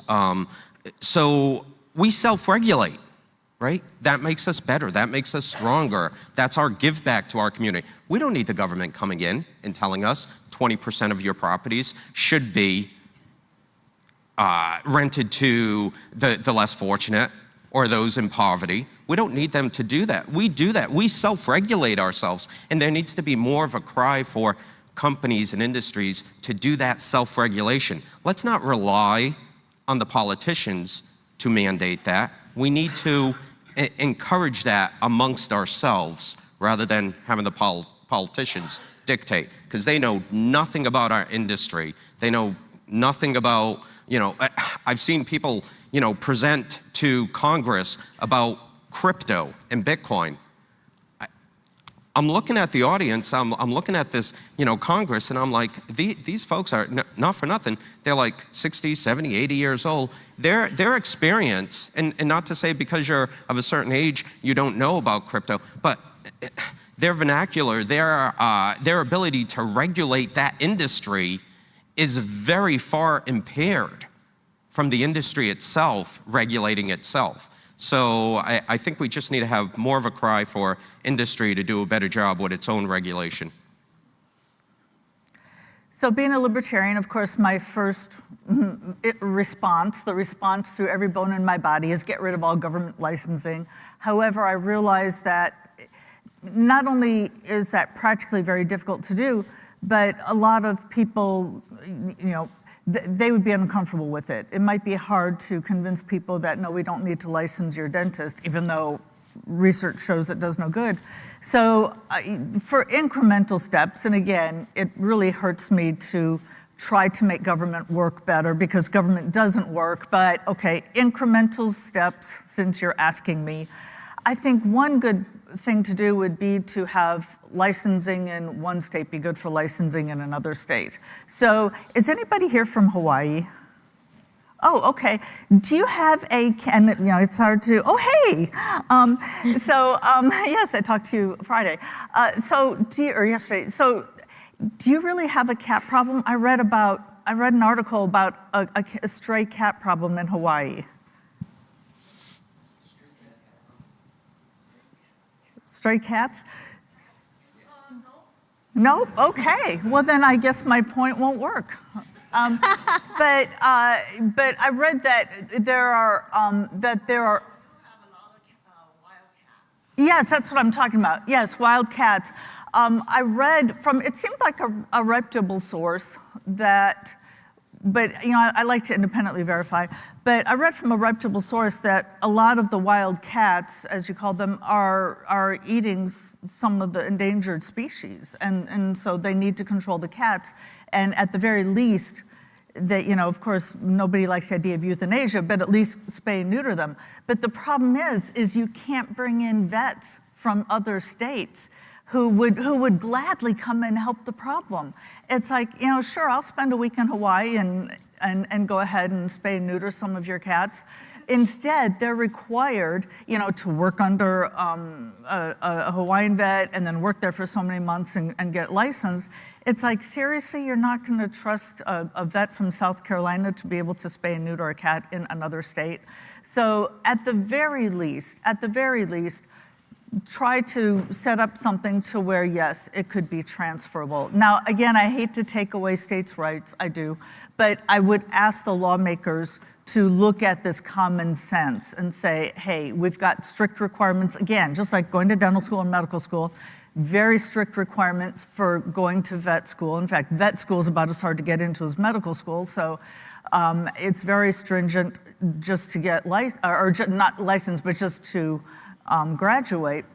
So I would suggest looking at that. And one quick note too, this is just another example of unintended consequences from the government.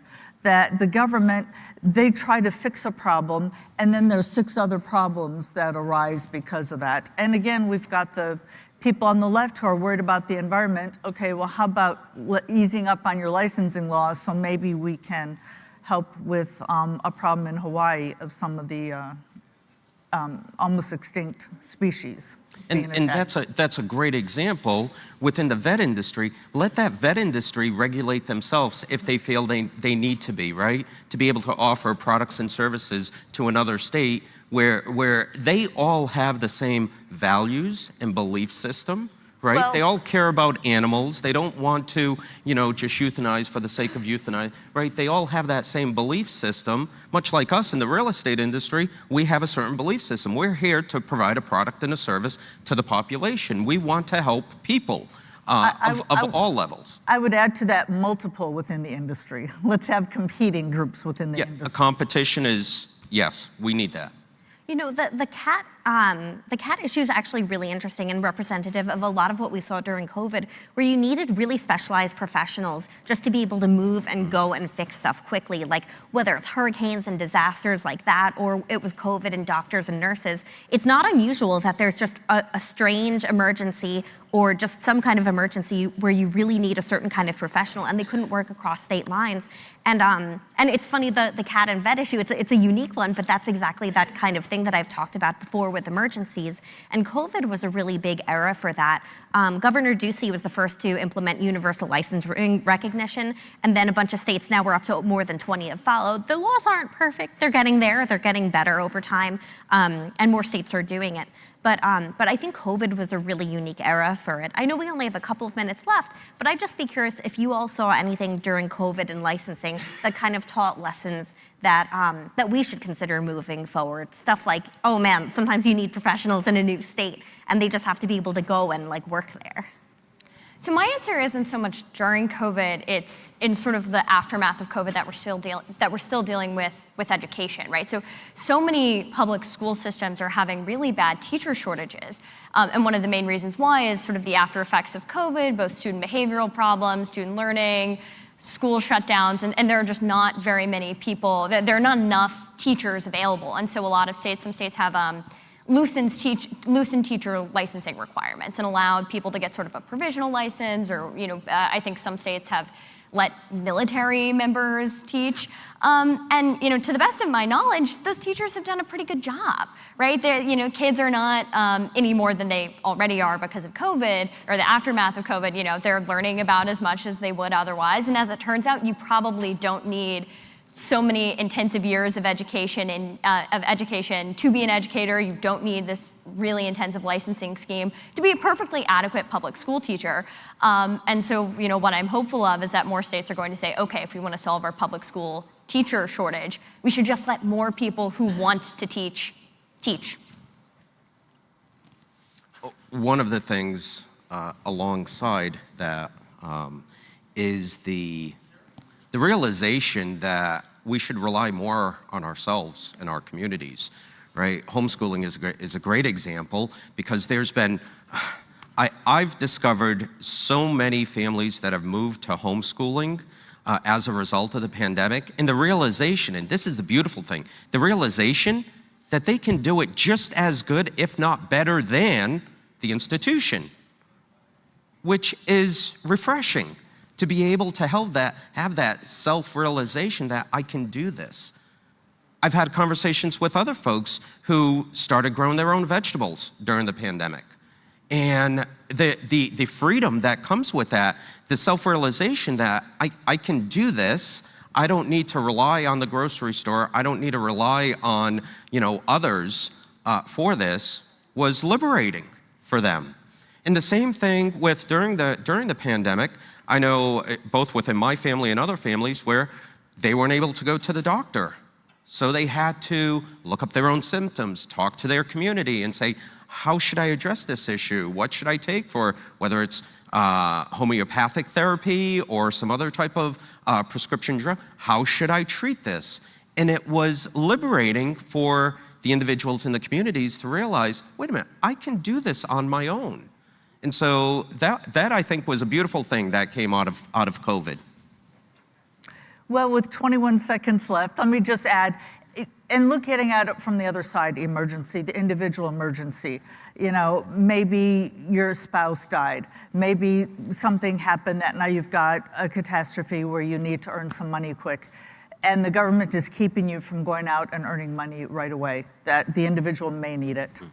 And time. Thank you all so much for coming and listening to us nerd about regulatory reform. Thank you.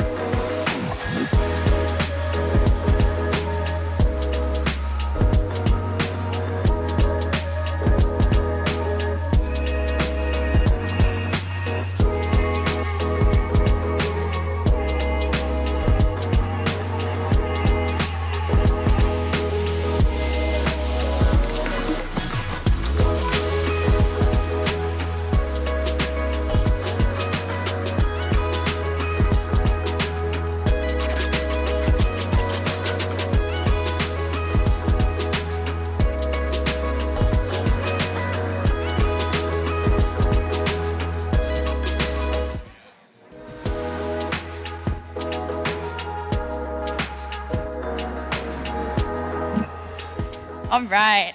I hope everybody has enjoyed LibertyCon so far.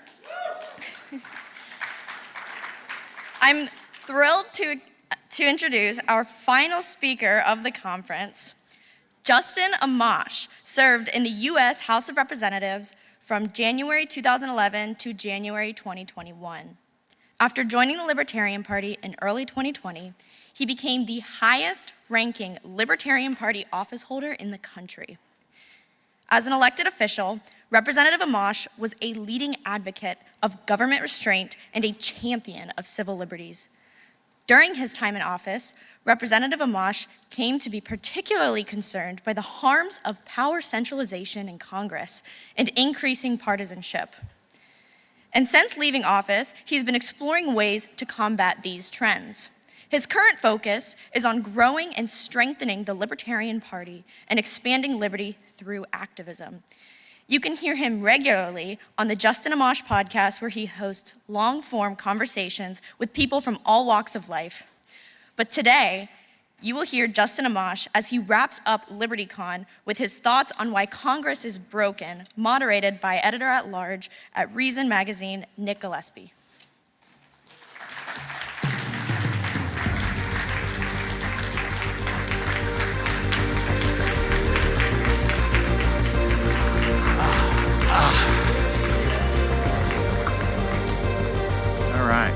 All right, thank you everybody for coming out, and even coming out for Justin Amash. But let's give it up to him one more time, please.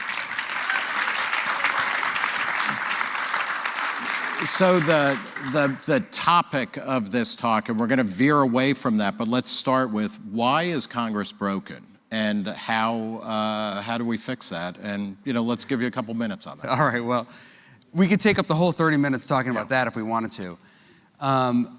We don't know exactly how Congress got to where it is, but today it is highly centralized, where a few people at the top control everything.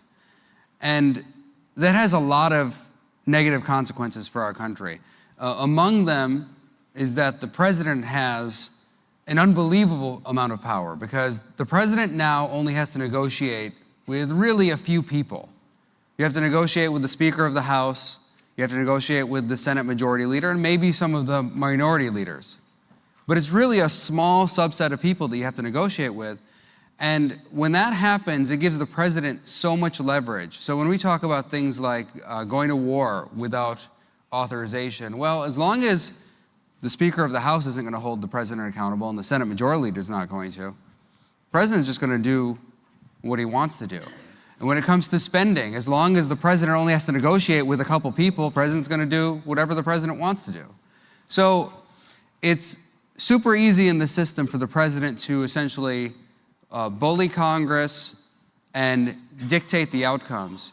But there's a deeper problem with all of this, which is representative government is supposed to be a discovery process. You elect people to represent you, you send them to Washington, and then the outcomes are supposed to be discovered by these representatives through discussions and debates and the introduction of legislation and amendments. And you're supposed to have lots of votes where you freely, where the votes freely reflect your will, representing the people back home. But instead, in Congress today, a few leaders are deciding what the final product is, and then they're even not bringing it to the floor until they know they have the votes. So there's no actual discovery process. And Nancy Pelosi used to brag about this, like she wouldn't bring a bill to the floor unless she knew it was going to pass. Right. Which is the opposite of how Congress should work. So what are some of the ways to kind of decentralize power within Congress? When you were in Congress, you founded the Freedom Caucus, which was supposed to be kind of a redoubt of people who believed in limited government and libertarian and conservative principles, and actually even some liberal principles, but decentralizing authority. You got kicked out of the Freedom Caucus, right? Well, I resigned from it. Well, you were asked to leave, right? It was like the police sirens were coming, and it's like, hey, you know what, I'm going to go, right? But even places like that were explicitly designed to act as a countervailing force to this unified Congress. So how can that happen? What can you do, or what can somebody do to make that happen? Well, it does take people with strong will. I think that when we go to vote for our elected officials, when you go to vote for a representative, when you go to vote for a senator, you have to know that that person is willing to stand up to the leadership team. And if that person's not willing to break from the leadership team on a consistent basis, and this doesn't mean they have to be mean or anything like that. It just means they have to be... That's an option, right? That's an option. Yeah. But they just have to be independent enough where they're willing to break from their leadership team. And if they're not willing to do that, it doesn't matter how much they agree with you on the issues, don't vote for them, because that person's gonna sell out. There's no chance they're gonna stand up for you when it counts. So I think you need to have people who have a strong will, who are gonna go there and actually represent you and are willing to stand up to the leaders. If you are interested in Congressman Amash's, commentary on contemporary issues, go to his Substack. It's Justin Amash, and the tagline is, "A former congressman spills on Congress and makes the practical case for the principles of liberty."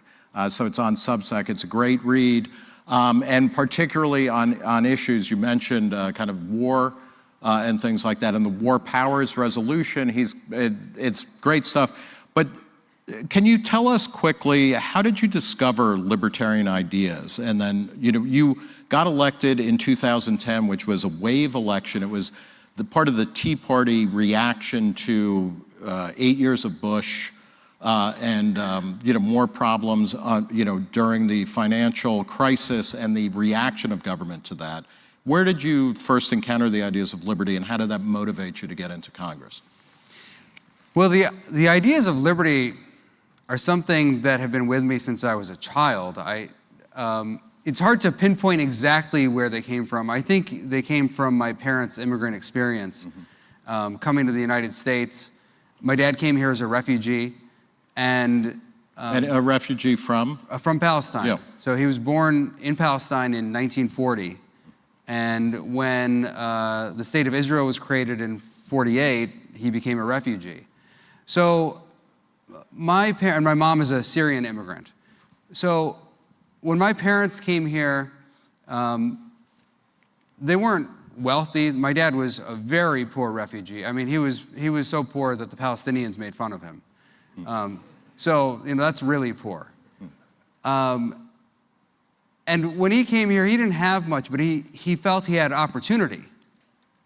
He felt he had a chance to start a new life, a chance to make it, even though he came from a different background from a lot of people, even though his English wasn't great compared to a lot of people. So he came here and he worked hard and he built a business. And when we were young, he used to tell us that America is the greatest place on earth, where someone can come here as a refugee like he did and start a new life and have the chance to be successful. And it doesn't matter what your background is. It doesn't matter what obstacles you face. You have a chance here. And you don't have that chance in so many places around the world. So for me, I think that's where that spirit of liberty came from. It was from my dad's experience, especially my mom as well, coming here as a young immigrant. And so I was always a little bit, I guess, anti-authoritarian as a child. I rebelled against teachers at times. I didn't like arbitrary authority, let's put it that way. Yeah. When someone just would make up a rule, like, this is the rule, I just say so. Well, tell me why. Like, what's the, Have you rethought that as a parent? No, I mean, I let my kids think very freely. Okay. And as long as they follow the rules. I don't mind when they are a little bit rebellious. Yeah. I think it doesn't hurt for kids to have some independence. I encourage them to challenge their teachers even when they think the teacher's wrong about something. I think that it's a good thing for people to go out there and not just accept everything as it is. Yeah. So that's that kind of independence. You famously, as a congressman, explained all of your votes on Facebook, which is a rare concession by authority to say, okay, this is why I did what I did. Yeah, and actually, a lot of the people in leadership and in Congress didn't like that I was doing that because I was giving people at home the power to challenge them. Yeah. So instead of just being told, like, this is the way it is, now I was revealing what was going on. You grew up in Michigan. You went to University of Michigan as an undergrad and for law school. Was it there that you started coming across names like Hayek and Mises and, Friedman, Rand, Rothbard, or whoever? Not really, no. Yeah. My background's in economics. My degree's in economics. And Thank you. People love There's economics at least one out person there. with an economics Hey, has anybody degree here here. ever been part of economics? Yeah. Anyone from economics Yeah. here? Yeah. All right. We'll speak slower.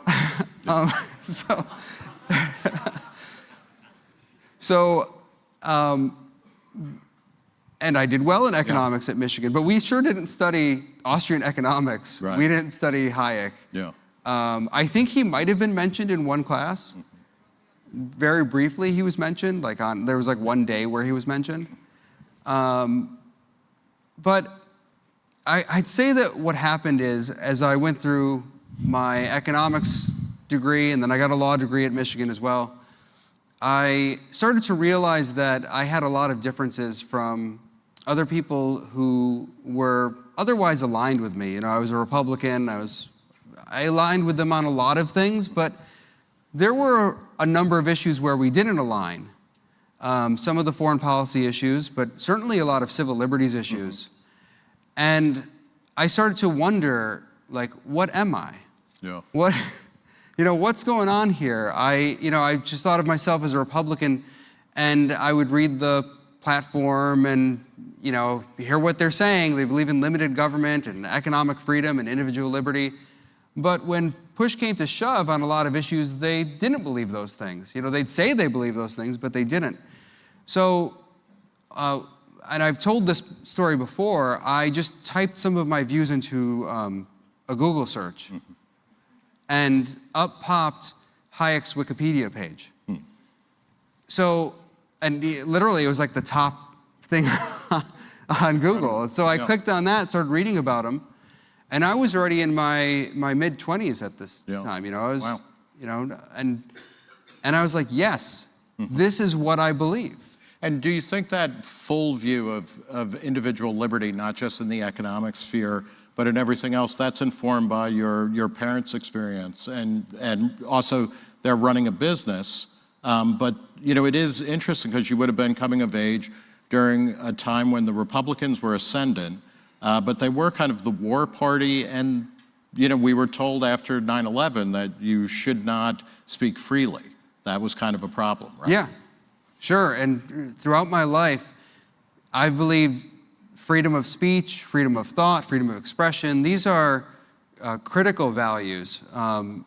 Maybe they're the essence of everything that makes this country work. The idea that we come from a lot of places. There's an incredible amount of diversity in the United States. I think diversity is always treated, or often treated, like a bad word these days. But it's a blessing to our country that we have people who come from so many backgrounds. And actually, the principle of liberty is about utilizing that diversity. It's in centrally planned systems where diversity is not utilized, where someone at the top dictates to everyone else and doesn't take advantage of any of the diversity. They say, no, a few of us at the top, we know everything. It doesn't matter, all of your backgrounds, all of your skills, all of your talents, that doesn't matter. What matters is we've got a few people in a room somewhere and they're going to decide everything. And they know best because they're experts. So you came into office in 2011, and it seemed like there was a real libertarian insurgency within the Republican Party, but more nationally in discourse. People were tired of continued centralization, government secrecy. Famously, a lot of Bush's activities, and particularly war spending early on, was done in supplemental and emergency appropriations, not really open to full discussion and whatnot. All of this stuff coming out of the Patriot Act, somebody like, I was going to say Darth Vader, I meant Dick Cheney, kind of saying we're in control. But then Obama also promised the most transparent administration ever and plainly did not deliver on that. But that energy pushing back on centralization and government power and government secrecy seems to, that helped bring you and other people like you to Congress, seems to have dissipated. Do you agree with that? And if so, what took that away? Yeah, I agree with that. When I was running for office, both for State House in 2009, when I was running for that office, And when I got to Congress in 2011, there was a lot of energy behind sort of a limited government, libertarian-ish republicanism. And I felt like libertarianism was really rising. There was a chance for libertarian ideals to get a lot of traction. And a lot of people who used to be, I guess, more like Bush conservatives were coming around to the libertarian way. So I felt really good about where things were heading. And for the first, I'd say 3 or 4 years that I was in Congress, I felt like we continued to move in the right direction. I mean, the creation of the Freedom Caucus was kind of a dream of like bringing people together to challenge the leadership. They weren't all libertarians or anything like that. I mean, there were a few who were libertarian leaning, but the idea that a group of Republican members, it wasn't determined that it was going to be only Republicans, but it ended up being Republicans, that Republican members got together and said, hey, we're going to challenge the status quo, we're going to challenge the establishment.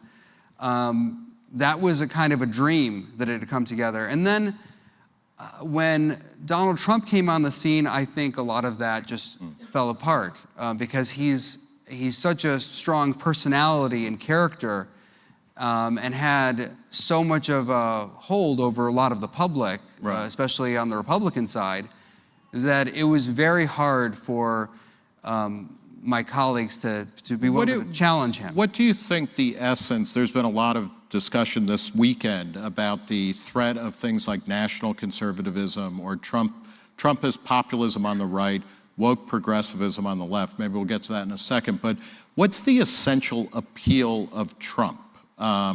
Is it his personality? Is it that he said he could win and he ended up doing that at least once? Is it a cult of personality? Is it the idea he's in charge? What's the core of his appeal, do you think? Well, I think he's definitely a unique character. Yeah. He has a certain charisma that is probably unmatched in politics. I mean, I don't think I've ever seen someone who campaigns as effectively as he does. It doesn't mean you have to agree with, all of the ethics of what he does or any of that, or the substance. But I think that... To keep it in Michigan, he's a rock star. He's Iggy Pop. Yeah. You may not like what he's doing on the stage, but you can't take your eyes off it. That's right. He holds court. Like when he's out there, people pay attention. And he really understands the essence of campaigning, how to win a campaign. He understands how to effectively go after opponents. Now, again, I'm not saying that all of these things are necessarily ethical or that other people should do the same things, but he really understands how to lead a populist movement. Yeah.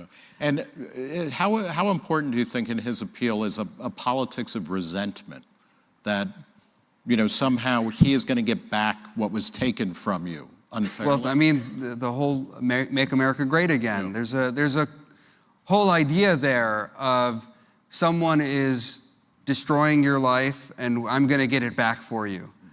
And that's a very powerful thing to a lot of people. For a lot of people out there, it is more important to get back at others than necessarily to have some kind of vision of how this is all going to work going forward. It's not appealing to me because I understand we live in one country. We have people of all sorts of backgrounds, and if you're going to persuade people, you have to be able to live with them and work with them regardless of your differences. It doesn't mean that you can't be upset, be angry about what some other people are doing or saying, but there has to be an effort to live together here as one country. We have too much in common in this country. Michigan was a massive swing state when he won election. You voted to impeach Donald Trump. What went into that calculation, and then what was the reaction like to that? Because that's a profiling courage. Well, I don't think that's I don't think that's my most courageous vote, not even by a long shot. What Well, Naming the I don't- post office after your father, or I didn't, Yeah, didn't name yeah. any post offices after my father, to be clear. So I think that the courageous votes are the ones where everyone is against you. And I don't mean just like, one party. It's one thing to vote for impeachment and like half the country loves what you did and half the country doesn't like what you did. That's, in my mind, not that challenging or difficult. It's when you take a vote and you know that 99% of the public is going to misconstrue this, misunderstand it, be against it. The vote is going to be something like, 433 to 1 in the House or something like that. Those are the tough votes. And there are plenty of those votes out there where you're taking a principled stand and you're doing it to protect people's rights. But it's not the typical narrative. Is there an example that in your legislative record that you would put forth for that? Well, I mean, one of the ones I've talked about before is they tried to pass some anti-lynching legislation at the federal level, and everyone's against lynching, obviously.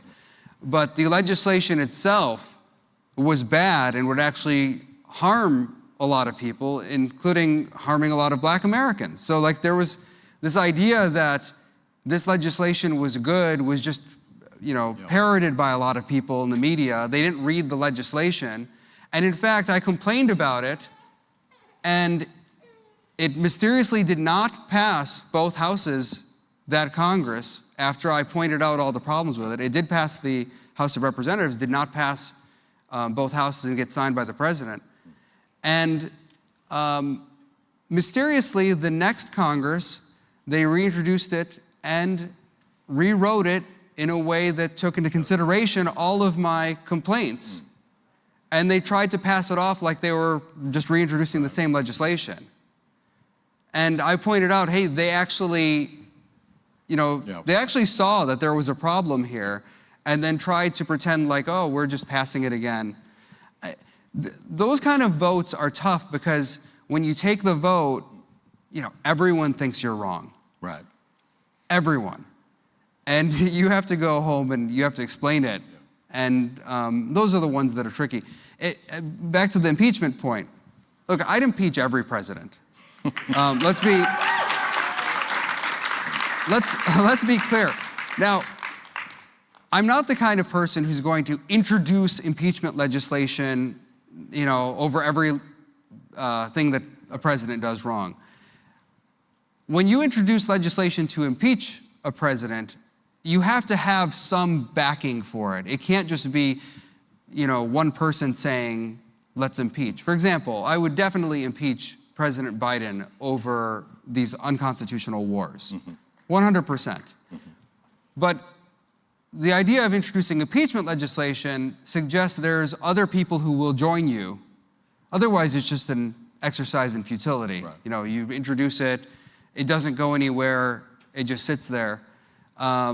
If we're going to impeach people, there has to be some public backing, which is why I try to make the case all the time for these impeachable offenses, why some legislation should be brought forth. Yeah. But you've got to get the public behind you on that kind of stuff. But yeah, I think that every president should be impeached, every recent president at least. If Trump populism, national conservatism and a politics of resentment is sucking up a lot of energy on the right, how do you feel about, how do we deal with the rise of identity politics and a kind of woke progressivism on the left?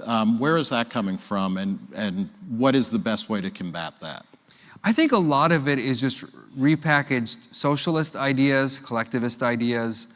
The idea of equity, for example, is really like a perversion of the idea of equality. In most respects, when people say equity, they mean the opposite of equality. It means you're going to have the government or some central authority decide what the outcome should be, how much each person should have, rather than some system of equality before the law, where the government is not some kind of arbiter of who deserves what. And when you think about it, there is no way for the government to do this. There's no way for the government to properly assess all of our lives. This is, in many ways, the point of diversity is like we're all so different, and there's no way that a central authority can decide how to manage all that.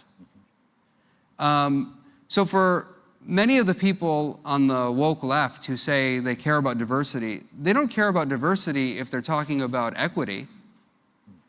These things are in conflict with each other.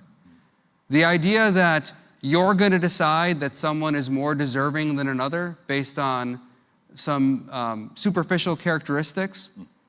As an example, I've talked about this, and I've talked about this earlier in this conversation. My dad came here with nothing as a poor refugee. Yet, in a lot of cases, he might be classified as just a white American, even though he came here as an extremely poor Palestinian refugee. The New York Times, for example, classifies me as white. They might classify someone else who's Middle Eastern as a person of color. They actually did, right, with Rashida Tlaib. So I think a lot of this is just someone is making decisions at the top saying, well, we think this person is more like this or that, and we're going to decide they're more deserving. But they don't know our backgrounds. They don't know anything about us. They don't know who deserves this or who deserves that, and no central authority could figure that out. So the best thing we can do is have a system of equality before the law, where the law treats everyone the same. It doesn't give an advantage to any person over another person. And it may not be fair in some sense to some people. Some people may say, well, that's not fair. Some people, instead of having a dad who's a Palestinian refugee, their dad was some, Silicon Valley billionaire. Some person might have a dad who was a professor. Another person might have a dad who worked at a fast food restaurant. You don't know what the differences are. The government can't figure all of this out and say who is more deserving than someone else. So I really think that the woke left, when they push this idea of equity, they're really pushing against diversity. They're saying we're going to decide, a few people at the top are going to decide who's valuable and who's not valuable. And they're not going to actually take into consideration any of our differences because no central authority could take it into consideration. You are a libertarian, not an anarchist. You believe there is a role for government, but it should be obviously much more limited. You're also... Although that's a complicated topic, but I could write a whole book about that. We would love to read that book. You are also an Orthodox Christian. Could you talk a little bit about how in a world of limited government, a libertarian world, the government wouldn't be doing everything for everybody, but organizations and institutions like the church or other types of intervening, countervailing, mediating institutions would help to fill the gaps that are left by government? Yeah, for sure. That's the place for these organizations, is to help in society, not to have government deciding it. Again, when you have some central authority deciding it, you are really limiting the opportunities for the public. You're limiting the opportunities for assisting people. You're deciding that a few people are going to make all the decisions rather than having a lot of organizations and a lot of individuals making decisions. When you centralize it all, there are a lot of people who are going to be missed, a lot of people who are going to be ignored.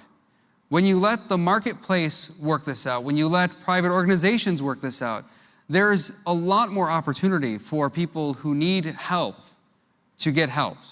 And I think that's really important.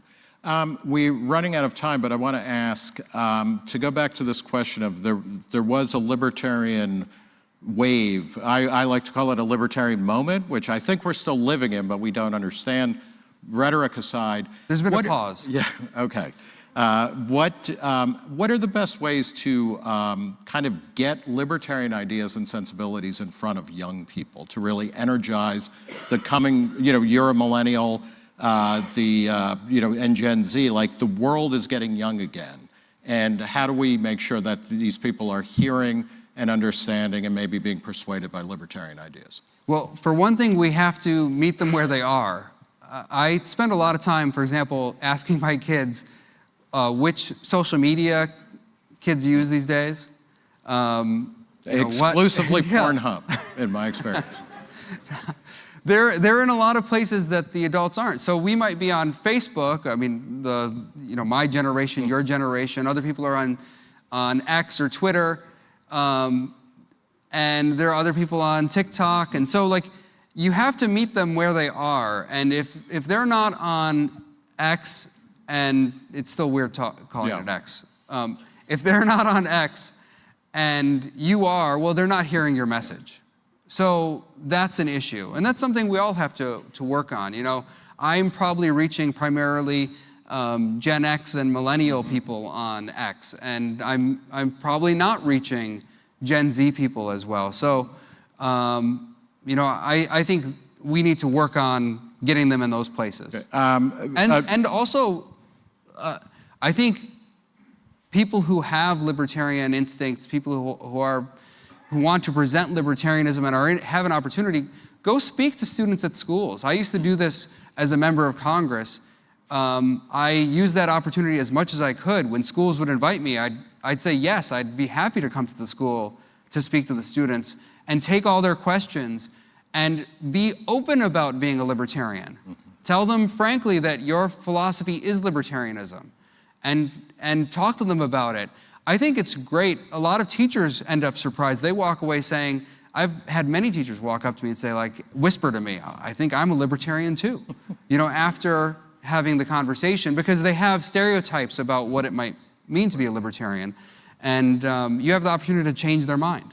Final question. I have seen a lot of chatter. I have actually helped publish a lot of chatter that you may be running for the U.S. Senate from the mediocre state of Michigan. Do you have an announcement? Go blue. Yeah. Do you have an announcement that you would like to make? So, as a part of the national championship winning state of Michigan this year, I am exploring a run for Senate.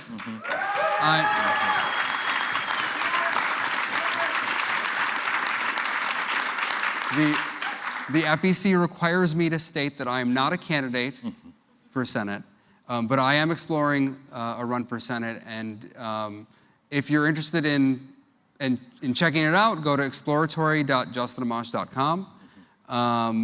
And I'm giving it serious thought. I think that there is an opportunity for libertarians this year, and there's an opportunity to win a Republican Senate seat this year.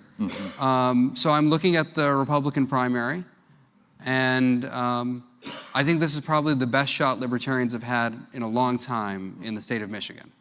All right. Thank you very much, Justin Amash. Thanks. Thanks, Nick. Thanks, everyone. Thanks.